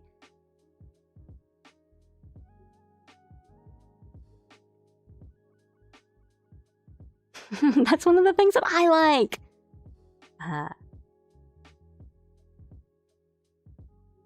Yeah, I think like a lot of my faves, it's like if we're talking about like Hollow Pro and Oshis and VTuber Oshis and stuff, like Roberu is just like my Kami Oshi because he's such a normal guy.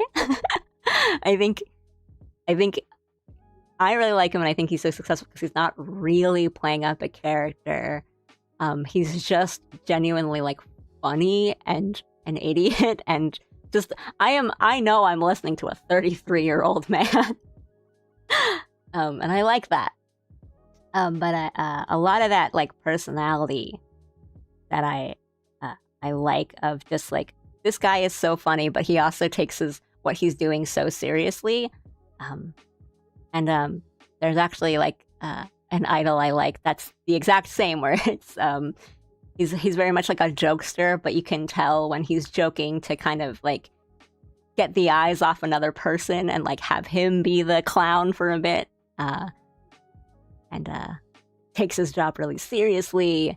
And yeah, like that adapting to a situation that's so good. Like I'm so impressed by a person that can do that I'm like, I'm not like watching because I'm like, oh, I want to date this guy. It's like I am just so impressed by this person as a person. And it's just they're just entertaining, but I also just like am so impressed that I'm like, wow, what a cool guy. Funny enough, this idol that I'm talking about is also their color is also orange, and they're also from Kansai and has like that Kansai band that kind of gets stronger the more worked up they get. So I'm like, when did this become my type?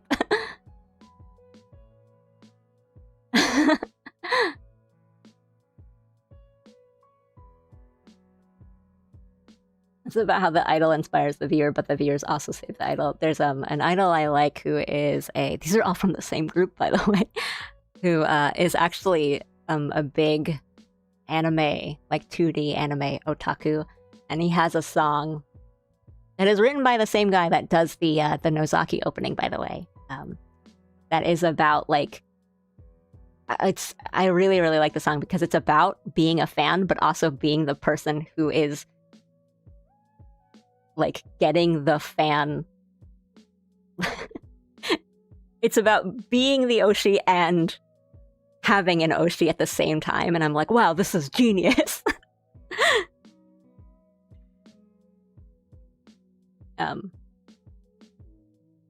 There's a line in it too that's like 2D when it comes to to who we choose to love as like fans. 2D, the count of dimensions does not matter. Kansai pen also scratches the good part of my brain. Sorry, I'm missing a. I didn't mean for the conversation to get like super deep. I'm sorry.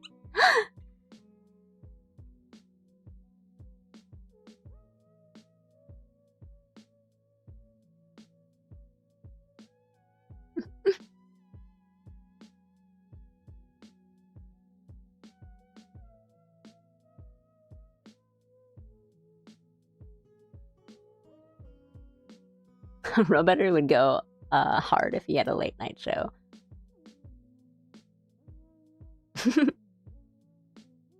I guess like saving the idol is kind of as a phrase that's really iffy, but it is a sort of thing of like, and I do like when idols point this out of like they know, they are aware of it, because I think that makes it a little less like when they I guess what I mean to say is like when they act like, oh, money's not part of the is not part of it, that feels less genuine than saying like, okay, we know that you are spending money on us, so we're gonna try to make it worth your money. I appreciate that. I know there was one.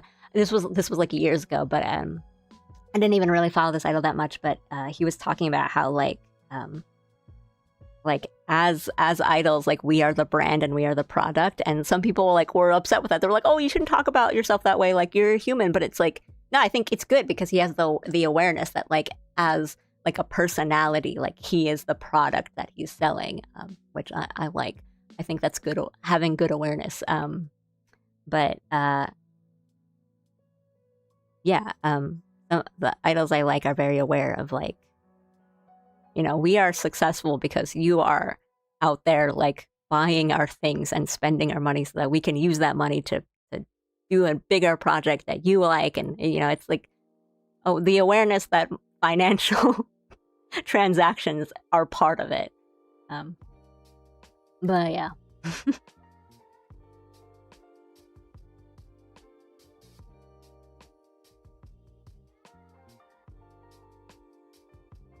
I mean, on the bit about like online friends and stuff, I have a lot of IRL friends that I talk to and interact with mostly through like online voice chat, Discord, etc.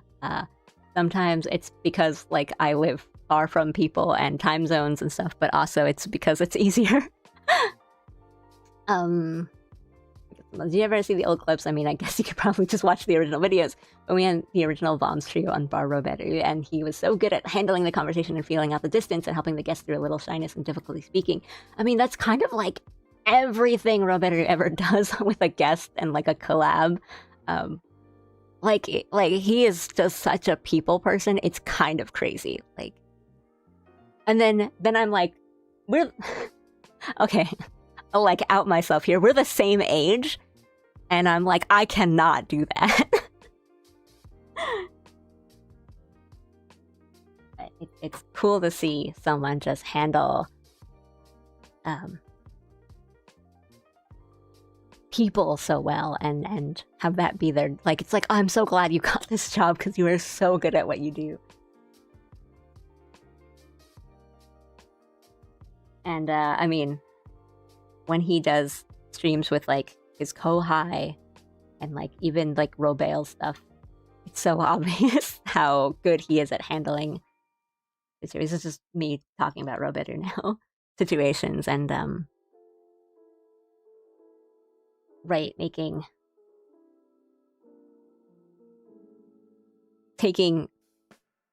some of the slack, you know? Really, I think that's so cool.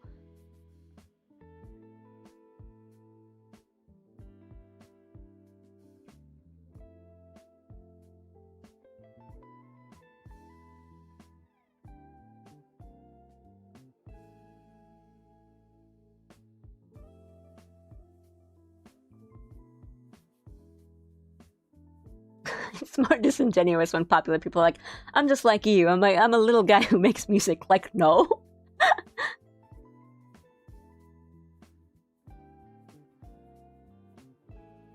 Sasuga concept.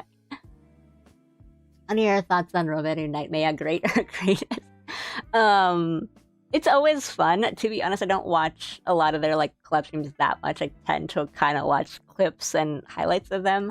But they always, because they usually tend to do their collabs like more at night or like evening, and I can catch those less.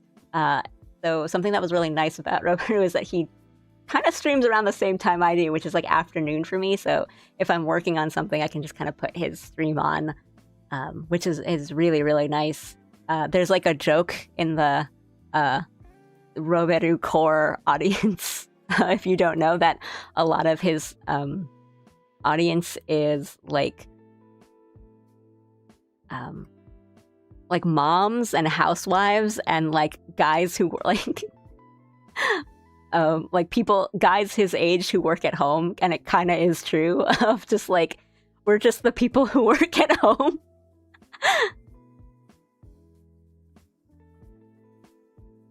It is kind of wonderful. A really nice, so I did get to go to the 5th anniversary concert, so the last big concert they did. I got to go, and next to me in my seat was an older woman that I want to say she was probably like late 50s or something. She wasn't like super old, but she was like an older woman, and she was so nice. She was such a nice lady. but she was like decked out in Roberu merch, and she had an uchiwa, and I had my uchiwa out too. And I was like, she sat down, she's like getting settled because I think she was having trouble finding her seat. And I was like, oh, you're a Roberu fan? I am too. And we had like a little conversation. It was very sweet. It was really, really fun. I was just like such a good memory of like, all us fans come from such different places. But it really kind of drove home that like Roberu fans are the people who are at home in the afternoon. Duna said Roberu is great. And intentionally making moments comedic, like he knows when to be a straight man and so when to a joke, double down. He's my Oshi for a reason. And then he'll do something like, I'm sorry, I'm talking about Roberu so much. Then he'll do something like his anniversary stream, where he'll just do like he's like, oh, I hate doing karaoke and I hate singing, I hate doing singing streams, and then he'll do like a full 3D live concert. And then he plays piano during it, and he just plays like a bunch of different types of songs, and I'm like, oh my god, that's my Oshi. It also just is so relatable as someone that age, and that kind of like, I don't really want to do this either. But oh my god, if while I'm on the topic, if you guys if you haven't watched it yet, so you know the game that all the streamers are playing now, the My Voice Do, Roberu's stream for it is so gosh darn funny. It is so funny. You do need to know a little bit of Japanese, I think, for the jokes to really hit, but it is like so funny. If I do I might do a clip for it. It's really, really, really funny. They're really reminded by OG Bombs. I really like that I've been able to find most of the graduated talents I like to watch. It took a while to be turned towards one of them, but it's been heartening to learn they hadn't vanished forever. Oh yeah! This year I'm attending some off-kai in Japan for the first time. I'm nervous and excited despite my age. Hey! Good luck, have fun. I'm always a little like too shy for that, and I also am kind of too scared of like, what if this experience is bad? And then that will reflect how I feel about being a fan of this thing from then on. When Roberu decides to dance, he doesn't hold back. Okay, so another thing. So I think people talk about when they talk about like Roberu dancing, it's like in that one kind of old Hollow Stars karaoke where he just goes off and starts dancing to Venus, and then I think they had a birthday live where they do Venus with Shien. So Venus is kind of iconic. Yeah, it's a pretty popular idol song, and so there is a dance to it, and I know of it. And so when I watched that stream for the first time, I'm like, oh my god, he's doing the actual dance. Like, he's not just moving around, he is doing the dance to this song. And as someone that age, like, he would know it. But it's like, that was the thing that was like really insane about it to me. It's not that he's just like moving and dancing and being silly about it. It's like he is doing a choreographed dance that he just knows. Just a little lore for you, I guess. It is go big or go home for him. I think that's crazy. It is just really funny because he doesn't really like to do them. But another thing is he has sorry, see, I'm not kidding when I say that I'm like, oh, I'm a big idol and like idol adjacent fan, so if I get started I won't stop. Something that is really, really impressive to me is that he will improv songs. And I think musical improv is a crazy feat. Like, it's just so hard to do. And I watch a lot of it on, like, Dropout has a couple of, like, they'll have episodes of Game Changer and Make Some Noise that are all musical improv. And I really enjoy those episodes. Like, I think they're some of my favorites of those shows, respectively. And I think several times Robert has completely improvised a song. And I'm like, I don't understand how he does this.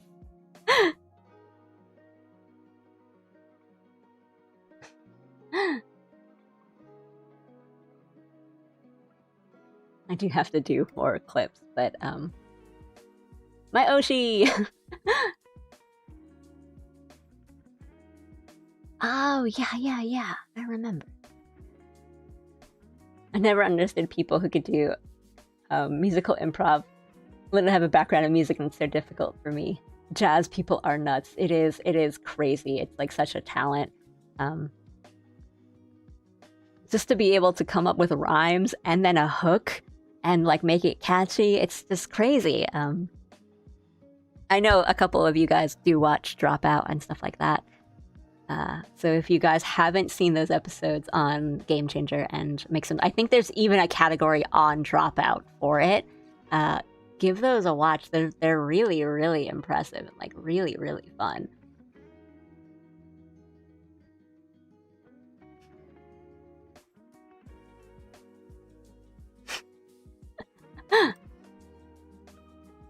Hello. Fifth dimension.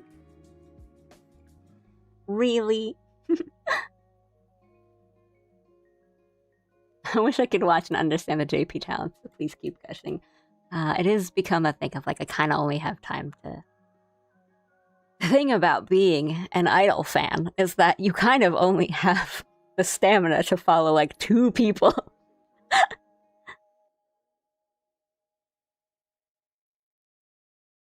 I had a friend who played the saxophone in the middle of a concert. The guy just starts improvising a sax solo. It's crazy. The skill you can learn like rapping, having a ton of rhymes and a list in your head like loaded and ready. Yeah. And I imagine a lot of it is like just improv. I think the stuff that's really impressive to me on like the Dropout ones, because it's comedy too, right? So it's not even just improvising a song, but like being funny about it too. So there is one.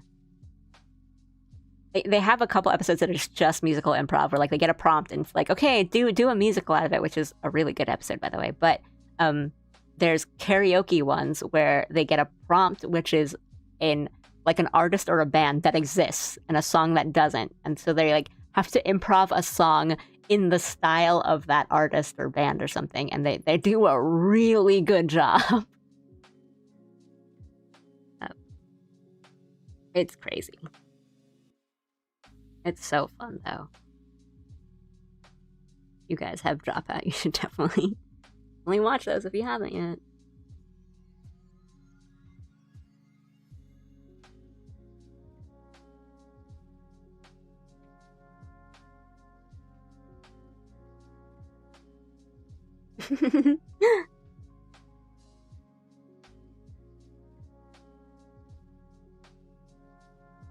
Right, like it's kind of tough for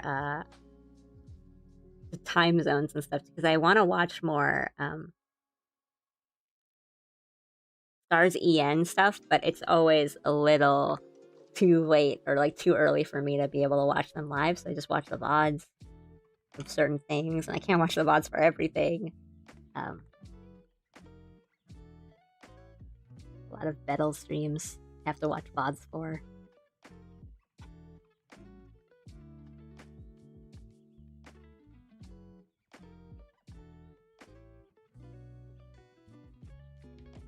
And yeah, there are some like streamers / idol groups that I kind of only follow for the music, or like, this song is really catchy, I'll listen to this song.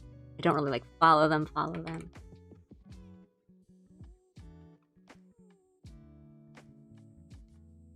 I do my best to show up to the alley streams. No, it's like I see, especially you guys on Twitch. It shows me the like the stream streaks, and you guys are crazy. I do super appreciate it. Thank you so much. Can't believe I'm like a part of your guys' like daily routine now. Not really daily. It's not like I stream daily, but yeah, I'm not gonna get sad if you guys break your streak or anything. Don't feel obligated.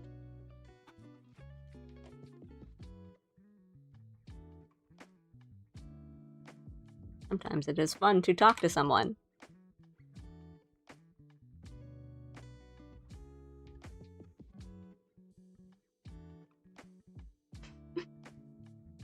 Amazes me when two improv singers just sync so well that one of them sets up the other invisibly, like they do such a good job teeing up a rhyme or a joke you don't notice. Amazing work. Right? Alright, it's like... How did they come up with a chorus so catchy on the spot? Oopsie, oopsie.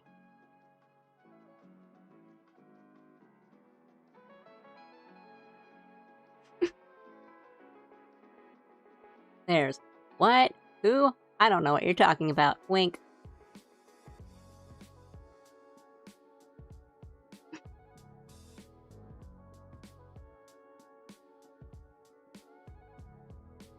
Big Ruse and Battle fan, but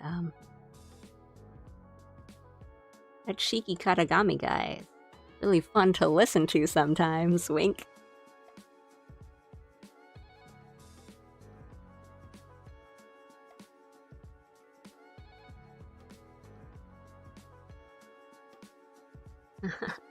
Alley seems just too cozy for me to miss. I'm glad. I'm glad you feel that way.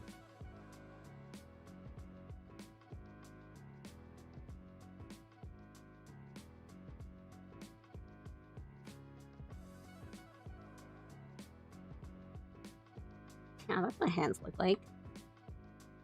This bruised and battered body is getting ready for bed. Oh, what time is it? Oh, Gibby has such a great vibe. I don't really talk about him that much because I tend to watch a lot of his VODs, but he has a great vibe and he is genuinely like very funny. I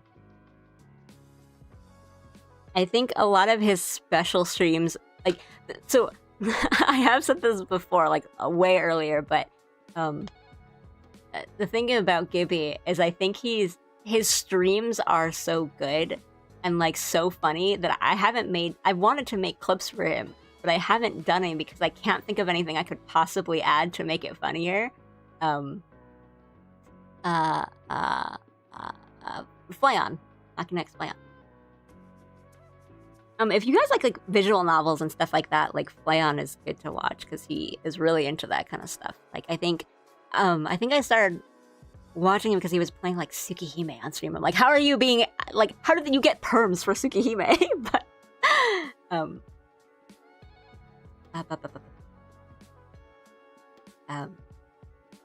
think one of like some of the funniest streams I've seen are like Gold Bullet's special stream. So he did one for like April Fool's Day where he was his mascot playing Marvel Rivals, but at like 240p and like just the worst audio, and his mic was set up to sound like an Xbox Live, and he would just play like really loud metal music in the background, and it's like it's very overwhelming, but it's so funny.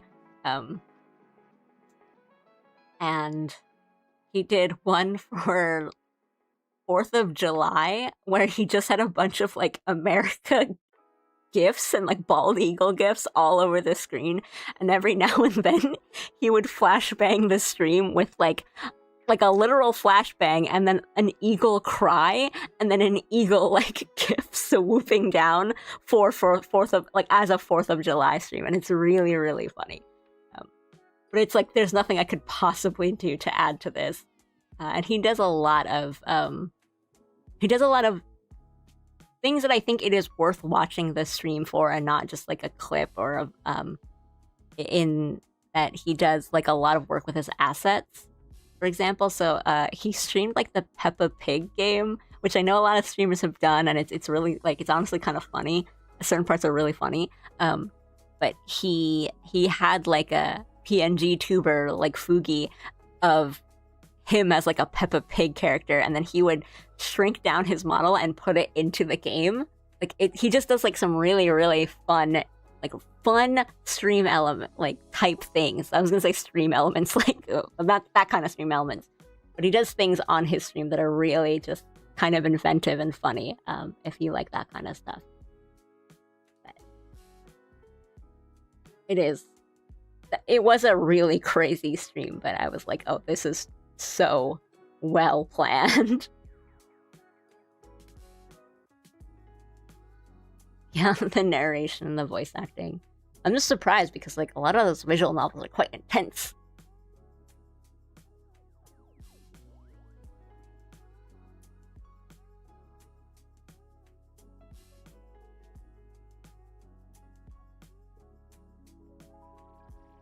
Yeah, some really fun like interface.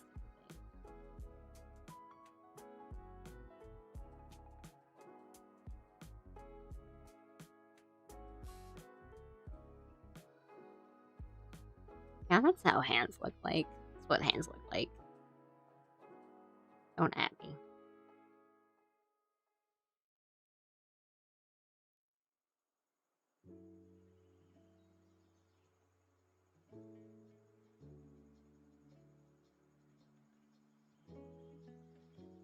Oh, Corona is like hand-drawn assets. They're really funny.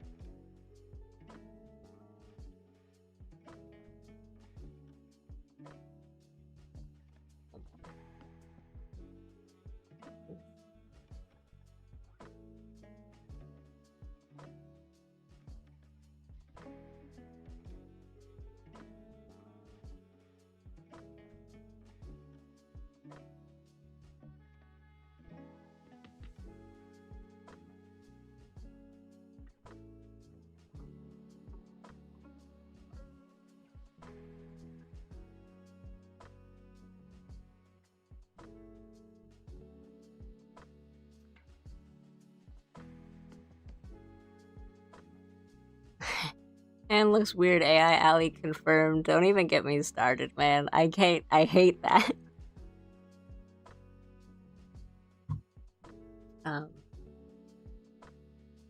Because hands are hard to draw. That's why AI is really bad at making them. And then it's like accusing people of their own artwork that they drew with their own hands being bad because a hand looks weird. It's like, oh my god.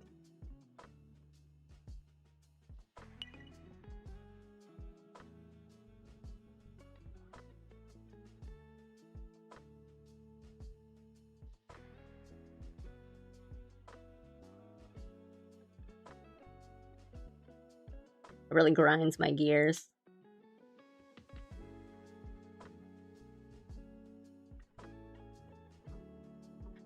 I've definitely given people more than 5 fingers on more than one occasion, right? Like it's hard. Drawing is hard. Whoa, egg! Nice to see you. I haven't seen you in a while. One whole egg. Also, I've been watching Night of the Seven Kingdoms. It's fun.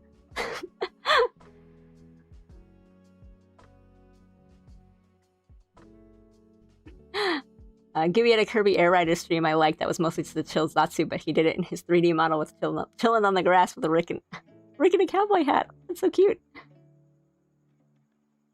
I think the hands look spot on, but I am not an artist. Good luck on the project, Allie. Thank you. I mean, I have not been. We've just been yapping. I'm so sleepy. Sorry to raid and run, but I got a jet looking good. No worries. Thank you, thank you, thank you. Oh, I'm sorry. I totally missed that you raided. Thank you so much. I'd do my usual thing of like ask you like, how'd your stream go? What did you raid? But if I've already left or like I don't want to keep you, so like, by all means, raid and run. But thank you. Thank you for the raid.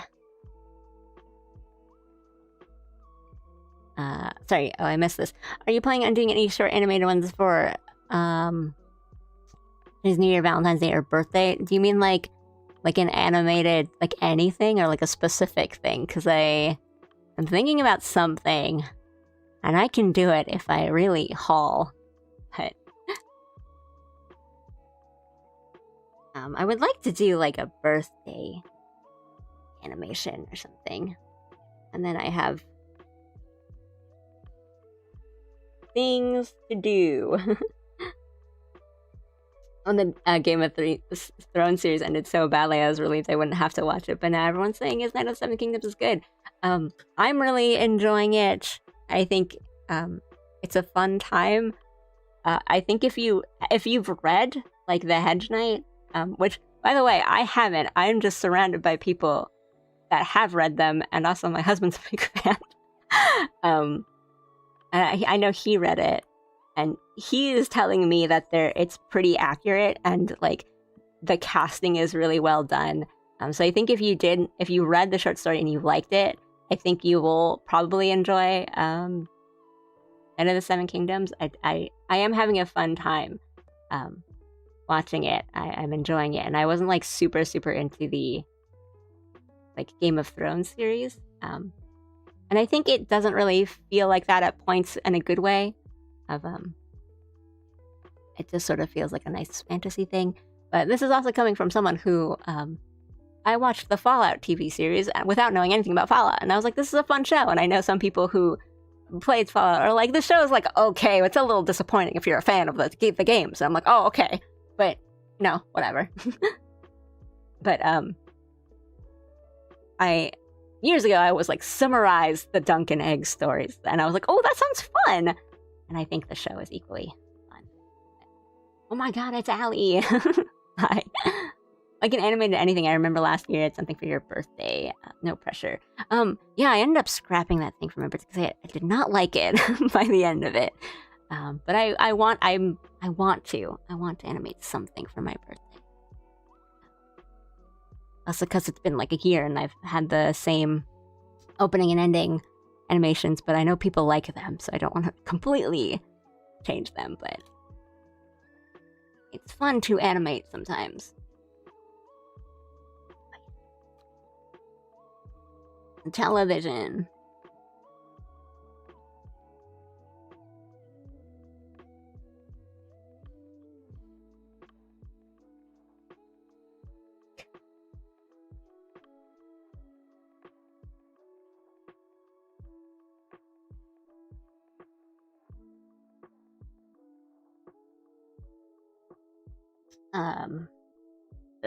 Okay.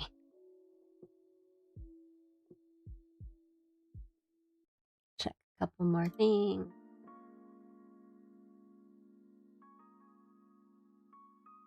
Maybe that's what we could have done this stream. We could have like brainstormed a animation or something.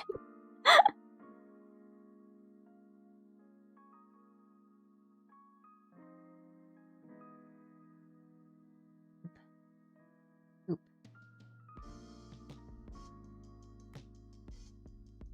Let me save my work. You guys also save your work if you are working on something, maybe. I don't know, you guys could be.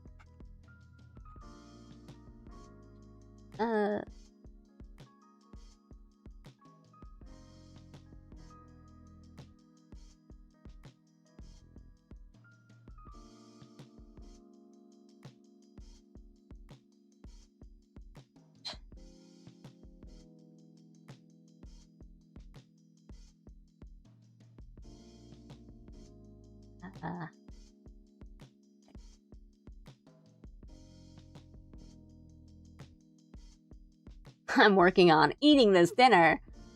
Another channel in the Discord, sorry, for purely brainstorming. Oh god. I mean, we could do like a stream thing, talking about streams. I don't really have one that's like, and here's where we talk about the things about stream, but I guess maybe stream context could do that. I do like being organized, and this is not being organized.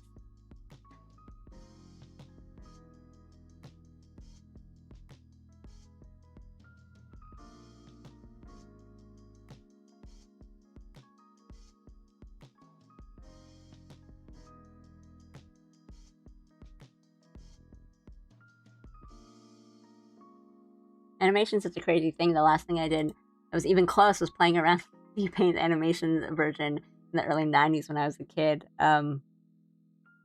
Animation is hard. I think it's fun and rewarding. You know, it's always nice to hit play and kind of watch the thing that you're drawing move. I mean, look, I made that. I'm God now. But it's a lot of work. Anybody ever play with Pivot, the animation program that's just for stick figures? I haven't, but that does sound kind of good.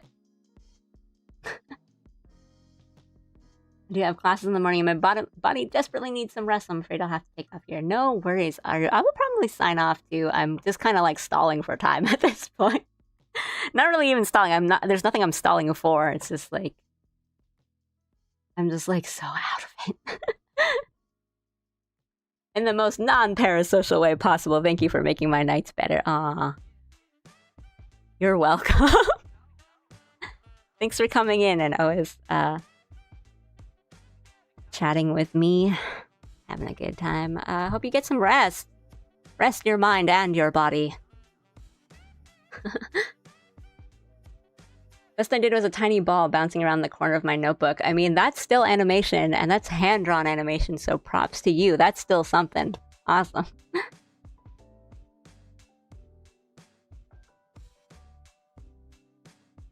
Just trying to make it a 6-hour stream, you guys. No, I've been doing that. The Sekiro was accidentally like a 6.5-hour stream. I don't want to do that. I do not have like the stream endurance to do that a lot. I gotta go watch all these promos and AMVs. Fine, I'll hang up first. No, you hang up. And then you stay on the phone and you guys, neither of you have hung up and you know and you're just like hee hee. But yeah. I mean, I think if not for this stream, I would have passed out for another couple hours. And then just had a horrible, horrible day. So, thanks for coming and chatting with me and making me feel like less miserable. Because I had a bad night of sleep. I'm okay. I'm not like sick or upset or anything. I just had a bad night's sleep. But, in fairness, that Sekiro stream was that big guy on the stairs' fault. It's true. It's his fault. The only parasocial part of us is having Allie staying on stream. Well, it always gets to this point where I'm like, alright, time to end stream, and either somebody comes in or somebody just starts talking about different topics. I'm like, well, I want to talk about that. A friend tried that with me. I hung up. She immediately called me back. Angry I actually hung up. Did not answer. I would probably be happy if somebody just did that, where I'm like, oh, thank God they hung up first.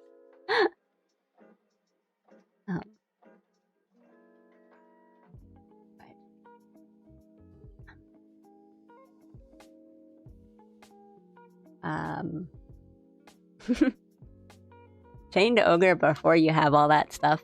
It's a lot. The mini bosses in Sekiro give you way more trouble than the actual bosses. And the actual bosses are a lot more fun too, so we'll see. But speaking of which, yeah, good night. I will start wrapping up tomorrow. Tomorrow I'll be off. I'm not streaming tomorrow, but the day after we'll be continuing more Sekiro. And if you guys know what that is, and if this means anything to you, we're probably gonna fight Genichiro. So not tomorrow. Tomorrow I'll be off. You guys be good, behave yourselves. And then the day after will be Sekiro. And then the day after we'll have another stream. I haven't decided where it'll be yet. It might be more like Fallout. We'll see where we end up on Sekiro. It might be more Fallout. I'm having fun with Fallout. And it's long, so I want to get through it. When you don't know each other that well, people tend to be a little hesitant. Yeah. Whoa, you actually get to say it today. We had a really, really fun chat today, actually. I had a lot of fun chatting with you guys and just talking about stuff. So thanks for that. I hope you guys had fun too. It was pretty fun. But I am running on fumes, so I'm gonna go get something to eat and work a bit more, and I'll see you guys in like 2 days. Thank you so much for the subs and the gifted subs today. That is so, so kind, and I really, really appreciate it. Thank you guys so much. I'll try to post on socials more. I needed January was a rough time to be on social media, so I'll try to post a bit more. But links to socials and all that stuff, all that good stuff is on both YouTube and Twitch, and as well as the Discord link is on both. And there's a chat command if you do want to join the Discord. No pressure. You don't have to. And even if you join, you don't really have to participate. We're all cool with that stuff here. Lurking is fun. Yeah. I think that's it. So I had fun. I'm gonna go watch some Toonami bumpers and AMVs now. And then pass out. So I'll see you guys on the next one. Arigatou gozaimashita. Bye bye. Thank you.